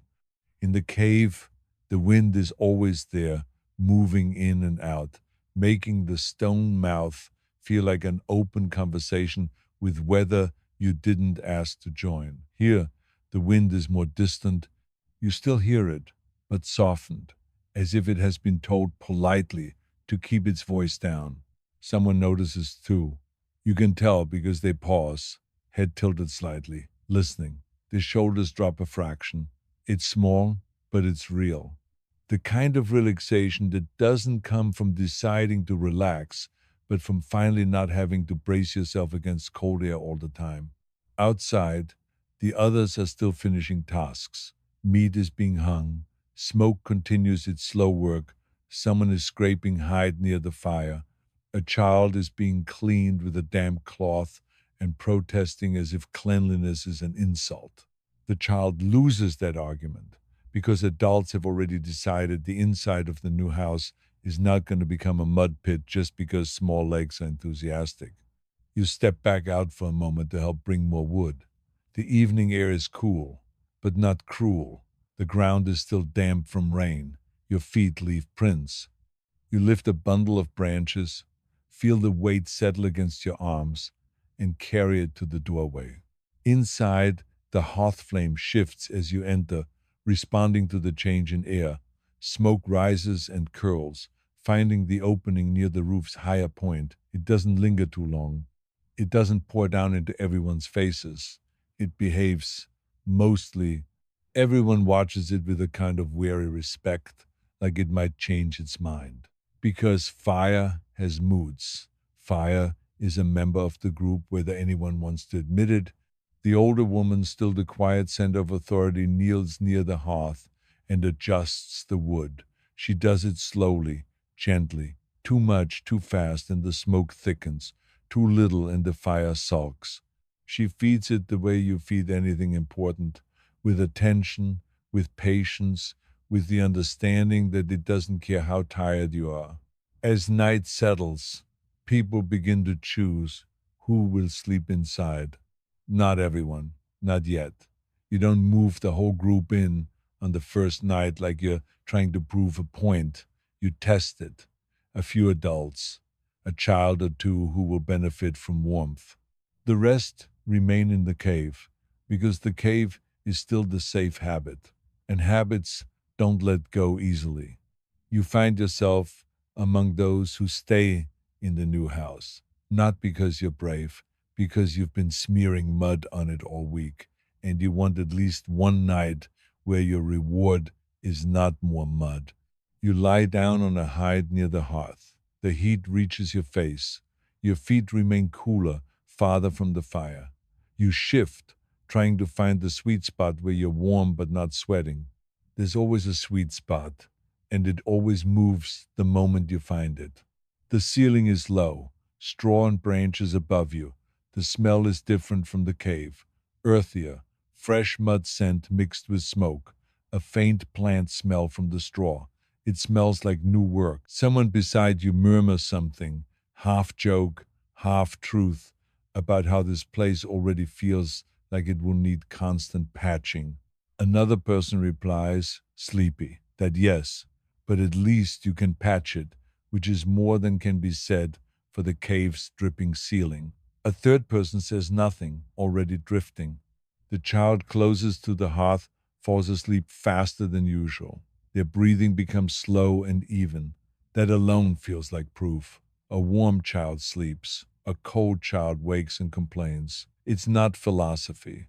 It's just bodies. Outside, the night sounds continue. An animal calls once. The wind moves through grass. But inside the house, the sound is softened. It's like being wrapped in a blanket made of mud and straw and stubborn human effort. Your eyes feel heavy. Your shoulders still ache. But the ache is easier to tolerate when you're warm. You listen to the hearth's crackle. It's a small sound, regular, not dramatic. It doesn't roar. It simply lives, and you realize something else, quietly. In the cave, the fire is the center, but it's also a problem. Smoke has nowhere to go except into your lungs and out the mouth of the shelter. Here, smoke has a path. It rises, it leaves, it turns into a thin ribbon disappearing in the dark sky. The fire becomes less like an enemy you tolerate and more like a companion you can actually keep close. Of course, this makes everyone a little too optimistic for about 2 minutes. Then the smoke shifts, because fire loves reminding people not to get comfortable. A tiny gust outside changes the draw. The smoke hesitates, curls, and for a moment pushes sideways. Someone coughs. Someone mutters, low, annoyed, that the house is already trying to kill them. The older woman adjusts the wood again. The smoke behaves again. Everyone settles. Your breathing slows. And as you drift towards sleep, you think about how this change will alter everything in small ways. Where people sit, how long they can work in cold seasons, how often children get sick, how meat is stored, how tools are kept, how arguments happen, because arguments always happen, but the room shapes them. A tight space makes voices sharper. A warmer space makes patience last a little longer. You wonder, faintly, whether this is how the old cave will begin to lose its power over the group, not by being abandoned in a dramatic moment, but by becoming the place you store things, the place you retreat to in heavy storms, the place you remember rather than the place you live. It's a strange thing to feel being between two homes, one given by rock, one made by hands. You fall asleep, not instantly. Sleep comes in pieces. You drift. You wake. You drift again. At one point, you open your eyes and see the hearth glow lower, embers pulsing gently. Someone has stirred the fire and gone back to sleep. The child shifts, murmuring, then settles. The roof above looks darker now, the straw absorbing the night's dampness, but it holds. You close your eyes again. Morning arrives, the same way it always does, by existing. Gray light slips into the doorway, and through tiny gaps where straw meets branch. The air is cooler now, but still warmer than the cave would be. The embers are faint. The house smells of smoke and earth. You sit up slowly, feeling the stiff ache in your back, but noticing it's slightly less cruel than usual. Someone else sits up and looks around with that half awake expression that says they're assessing whether they survived. They did. They blink, then give a small nod, as if approving the house, like it's a piece of meat that didn't spoil. Outside, the group wakes in its usual way. In the cave, people are stirring. You can hear it faintly, a cough, a voice, footsteps on stone, but the sounds reach you like they're coming through cloth. You stand, step outside, and breathe in the cool morning air. The sky is pale. The grass still holds dampness. The new house stands behind you, quiet, and for the first time, it looks less like an experiment and more like a habit beginning. People gather. Someone asks quietly how it was inside. The answers are not poetic. They're practical, warmer, less smoke, a few leaks, needs patching, but workable. Workable is a powerful word when your life is mostly wrestling with things that are not. The day begins. And because humans cannot simply enjoy success without immediately turning it into more work, the next decision arrives naturally. More people should move in. The hearth should be improved. The smoke opening should be shaped. The floor should be packed smoother. A small raised sleeping area could be made, perhaps using branches and hides to keep bodies off damp ground. Someone mentions building a second house. Not today, not tomorrow, but soon.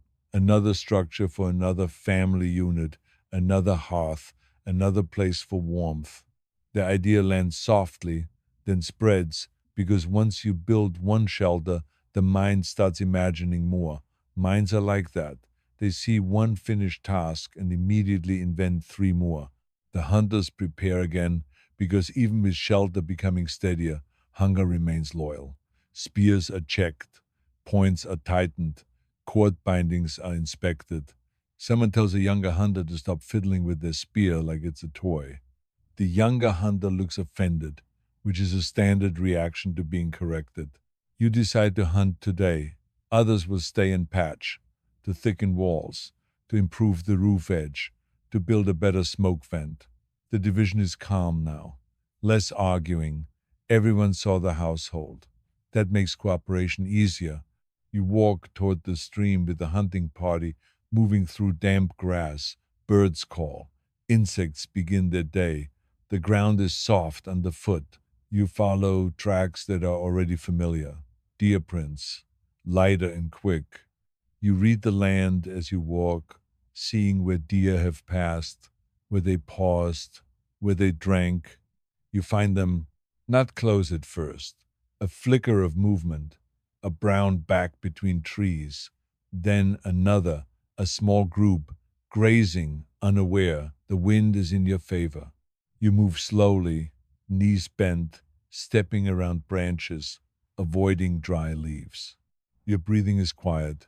Everyone in the group becomes a set of careful shapes, moving like shadow. A throw, a hit. The deer runs, it slows, it falls. The work begins, cutting, tying, lifting. Always the same sequence, not beautiful, just necessary. When you carry the meat back, the new house is waiting. Smoke curls from it already, thin and steady. Someone has lit the hearth again. The sight of that smoke rising from something you built feels quietly strange. A marker, a sign, a thread connecting this morning to the nights ahead. You arrive, set the bundle down, and the others begin their work of preparing food. Someone smiles briefly, an actual small smile, then returns to seriousness, because smiling too long feels irresponsible in a world that can change mood in a single weather shift. Inside the house, someone is patching the walls again, smoothing mud, pressing fiber into cracks. Another is shaping the smoke opening, adjusting straw and branch to guide the draw.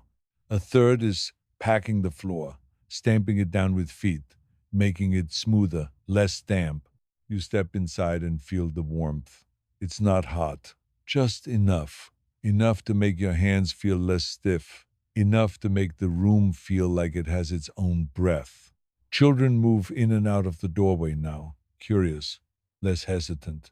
One sits near the hearthstones and is immediately pulled back by an adult, gently but firmly. The child complains. The adult ignores it. Fire remains fire. As the day moves into afternoon, the rhythm settles. Hunting returns with food. Building continues with patching and improving. The hearth becomes more reliable. The roof edge becomes thicker. The walls get a second layer in places. The house begins to look less raw, more finished. Still humble, still lopsided, but finished enough that it can hold a family's day. And with that comes something else. Possession, not loud, not declared, just felt. People begin placing their own things in specific spots. A tool placed in a corner becomes my corner. A hide laid down becomes my sleeping place. A small bundle of dried herbs becomes my bundle. And when someone else touches it, there's a look, a small tension, a quiet claim. This is new, or at least newer. In a cave, space is shared by default because the cave belongs to nobody. In a build shelter, the mind starts drawing lines. It doesn't make people evil. It makes them human. Humans love drawing lines, even in mud.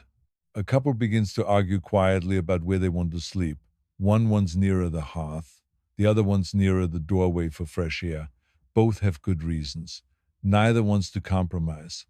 They speak low, not wanting to be heard, but the walls are thin, and everyone hears anyway. They settle, eventually, with a sigh, because compromise is how groups survive, and because being warm while angry is still warmer than being cold while angry. The older woman watches these shifts with calm eyes. She says little, but you can tell she understands that building a house is not just building walls.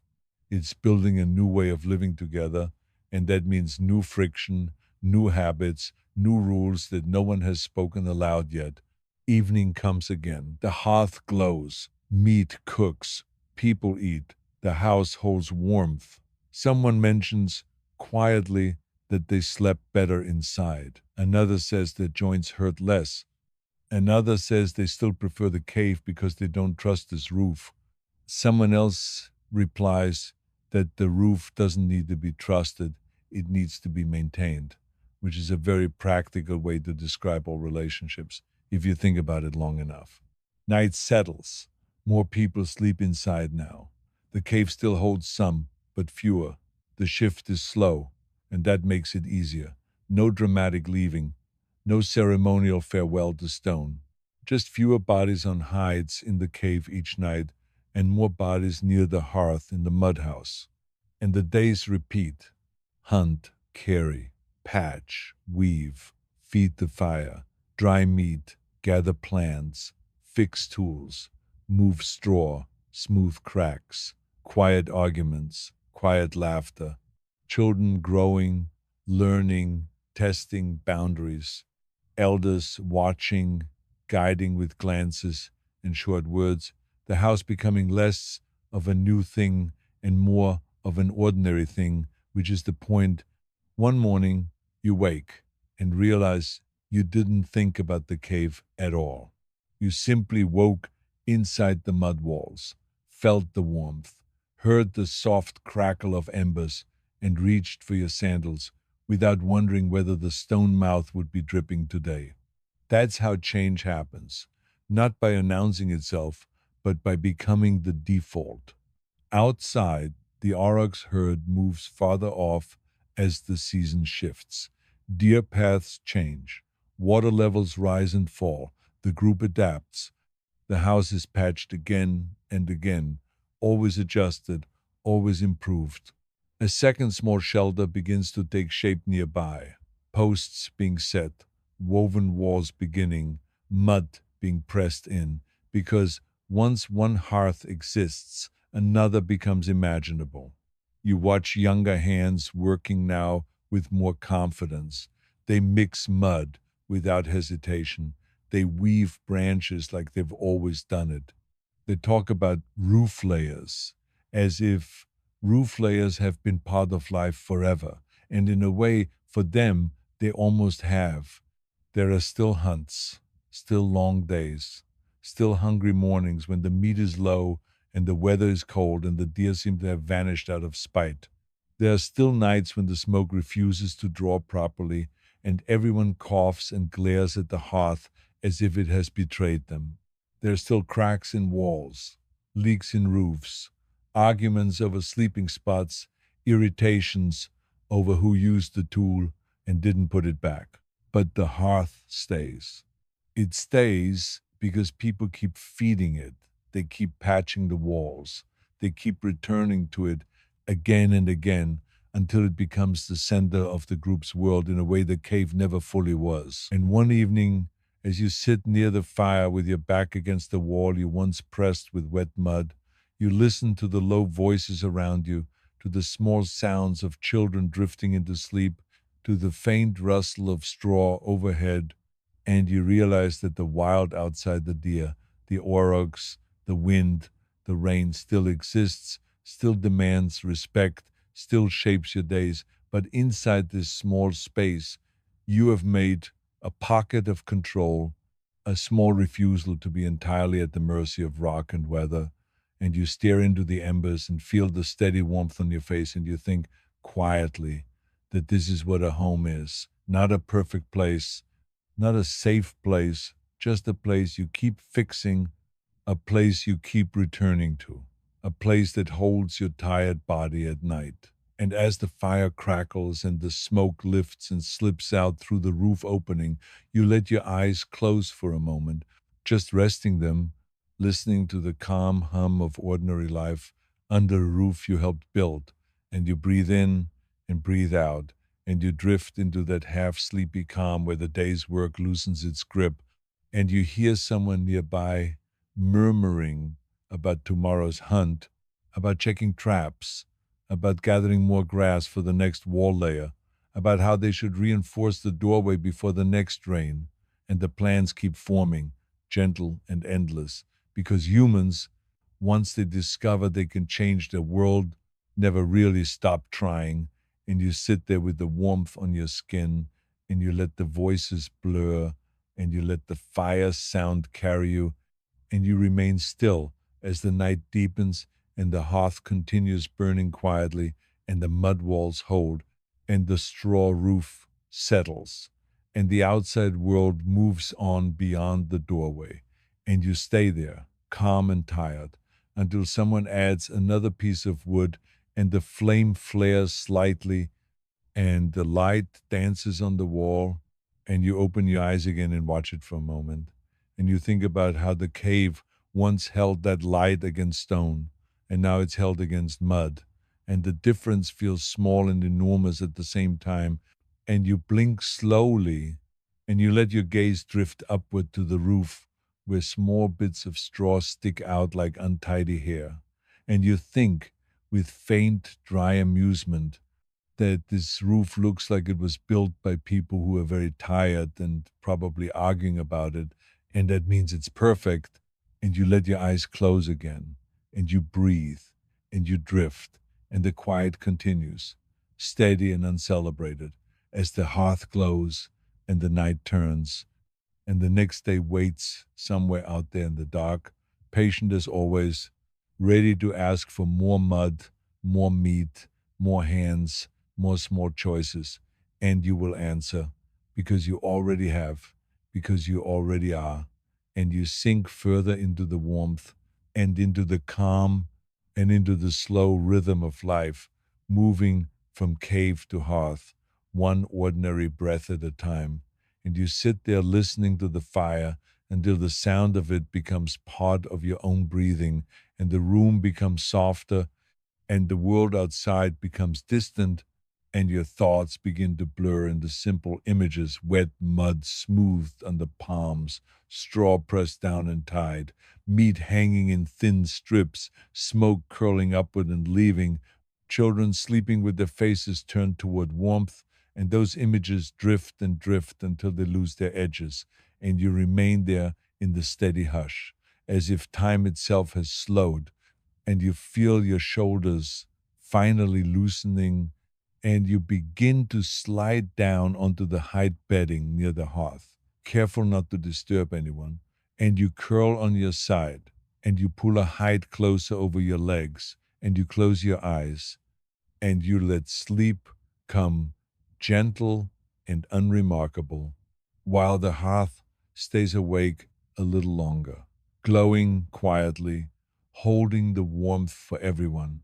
And outside, beyond the doorway, the grass moves softly in the night wind, and somewhere far off, the heavy shape of an aurochs shifts in its sleep, indifferent to houses and hearths, while inside the mud walls the humans breathe slow and steady, resting, and the fire's last crackles fade into the dark as you drift deeper and deeper, and your mind, slow and soft, begins to wander toward morning again, toward the first gray light that will slip through gaps in straw, toward the first cough, the first quiet voice, the first hand reaching for a tool, and you drift there already, half dreaming of the work ahead as your breathing slows and your thoughts slide gently into the warm dark, and the night holds you and holds you and holds you until the faintest hint of dawn begins to rise beyond the roofline, and the air inside the house cools slightly, and the embers pulse one last time, and you shift on the hide without waking, and your fingers curl loosely against your palm, and you begin to dream of walking through damp grass with a spear in your hand, following tracks that lead toward the stream, following the smell of animals and wet earth, and you move in the dream as you move in life, steady and quiet, and you see the deer ahead, and you slow, and you raise your spear, and you draw it back, and you prepare to throw, and you let the motion begin and begin and begin, and the spear starts to slide forward through the air as the deer turns its head, and the morning light brightens, and you take one more careful step, and your foot presses into soft mud, and you feel it give under your weight, and you adjust your balance, and you keep moving forward, slow and controlled, as the moment stretches out, and you release, and the spear flies, and the world narrows to that single line of motion, and you follow it with your eyes as it cuts through the pale air toward the deer's shoulder, and the deer begins to leap, and you begin to run, not fast, just steady, and you feel your breath deepen as you push through grass, and you hear your own footsteps behind the deer's, and you keep going and going and going until the deer stumbles, and you close the distance, and you lift your spear again, and you reach forward to finish the work, and the dream and the hearth warmth blur together, and you feel yourself sinking into the moment, and the deer's breath rises and falls, and you step closer and closer and closer, and you bring the point forward, and the world holds its quiet, and you press in, and the motion completes, and you kneel, and you begin to tie the meat for carrying, and you lift it, and you turn back toward the smoke rising from a roof made of straw, and you begin to walk home, steady and tired, and the path stretches ahead through grass that whispers against your legs, and you walk and walk and walk until the doorway appears, dark and low, and you duck inside, and warmth touches your face, and you set the bundle down by the hearthstones, and you straighten slowly, and you turn your head toward voices behind you, and you open your mouth to speak, and you begin to say in a low, calm voice that the tracks were fresh, that the deer were near the stream, that the morning was clear, that the roof held last night, that the wall still needs patching near the corner, that the smoke opening should be widened just a little, and your voice continues, slow and even,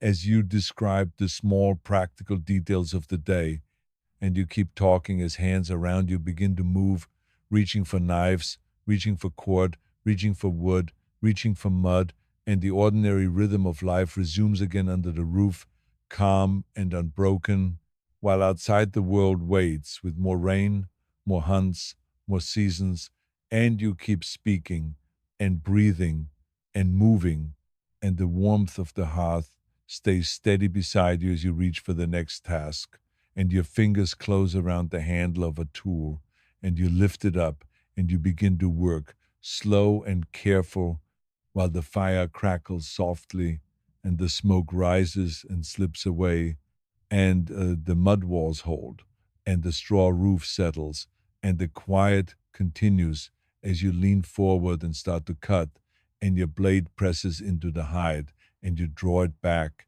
and draw it back again, and the meat separates cleanly, and you keep cutting and cutting and cutting as the day begins once more, and your hands move in that steady rhythm that makes time feel gentle, and you breathe and you work and you keep going and going and going until your voice fades into the soft sound of the hearth and the scrape of blade and the low murmurs of people around you. And the morning light grows brighter outside the doorway, and the ordinary life you're building continues, one calm motion at a time, and you lift the next strip of meat to hang it, and you begin to tie the cord, and you pull it tight, and you knot it, and you reach for the next, and the next, and the next, while the smoke curls upward and the house holds you in its quiet, and you keep working, slow and steady, as the day drifts forward and the hearth remains the center of everything, and you lean in to adjust the wood in the fire, and a small shower of sparks lifts and dies, and you watch it for a moment, and you think, faintly, that even sparks have short lives, and you return to your work, and you reach for the mud bowl to patch a small crack that has formed near the doorway, and you press the mud in with your thumb, smoothing it over, and you keep smoothing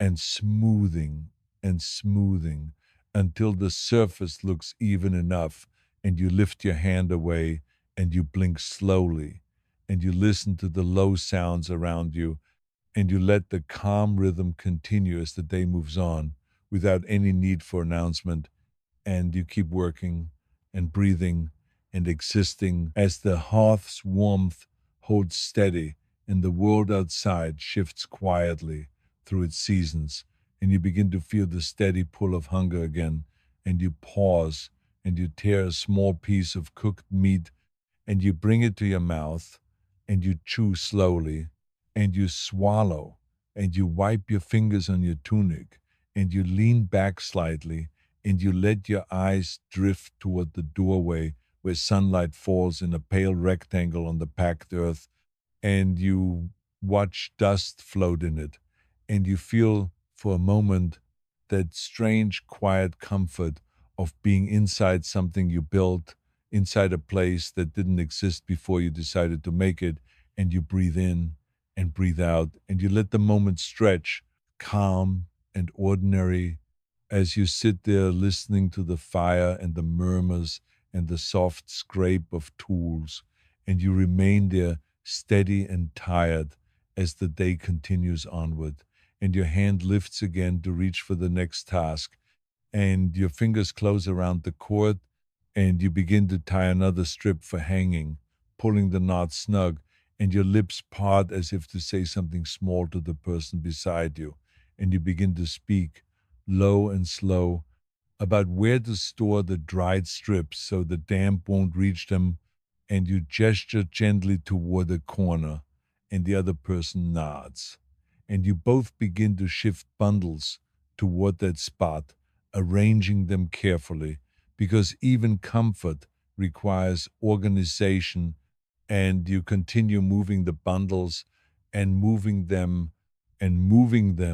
while the hearth crackles softly and the smoke rises, and the house holds you and the ordinary rhythm continues without interruption as you lift the last bundle and set it down, and you straighten slowly, and you turn back toward the fire, and you reach for another piece of wood, and you place it on the embers, and you watch the flame catch, and the warmth spreads, and you sit there a moment longer watching the flame steady itself like it's trying to act responsible for once. And you think, in that slow, tired way, that the cave never gave you this kind of quiet unless you begged it, and even then it usually answered by dripping on you. Outside, the grass moves in small waves, still damp from the day's earlier rain. Somewhere far off, something heavy shifts, an animal turning in its sleep, unconcerned with your plans, unconcerned with your walls, unconcerned with the fact that you spent half your life proving you can put mud on sticks and call it shelter.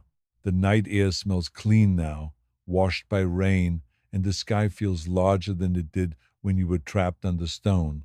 Inside, the mud walls hold. They aren't pretty. They don't need to be. They're streaked where hands smooth them, darker where they dried unevenly, patched where the weather tested them like it had personal doubts. The straw settles overhead with tiny noises, a soft rustle when the wind presses at the roof edge. And you listen for leaks the way you used to listen for predators, because humans are excellent at trading one worry for another. The smoke finds its way out more often than it doesn't. It hesitates sometimes, curls back like it's reconsidering, and then slips upward again, thin and obedient, and you feel a quiet, private satisfaction in that. Not pride exactly, just relief. Relief is what passes for luxury. You add one last small piece of wood carefully so you don't wake the fire into a tantrum.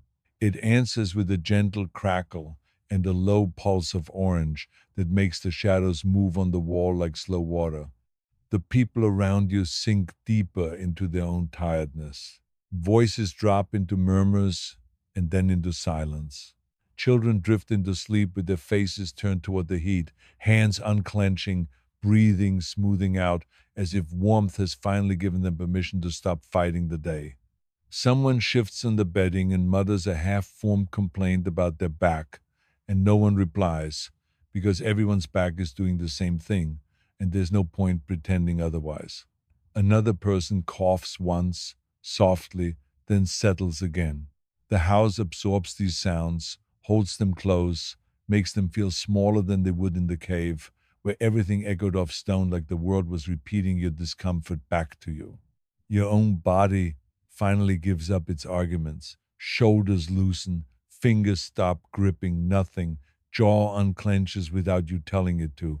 You lie back on the hide, warm enough to let your hands open, warm enough that the day's ache becomes more distant, like it's moved to the far side of the room. And when you let your eyes close, sleep comes without negotiation. Not as a grand escape, just as the simplest reward for all the carrying and cutting and patching and weaving. You fall asleep under a roof you built beside a hearth you made, while the old rock shelter waits quietly in the dark outside, still there, still useful, still patient, already beginning to feel less like the only option and more like the place you used to belong to, back when stone decided everything for you.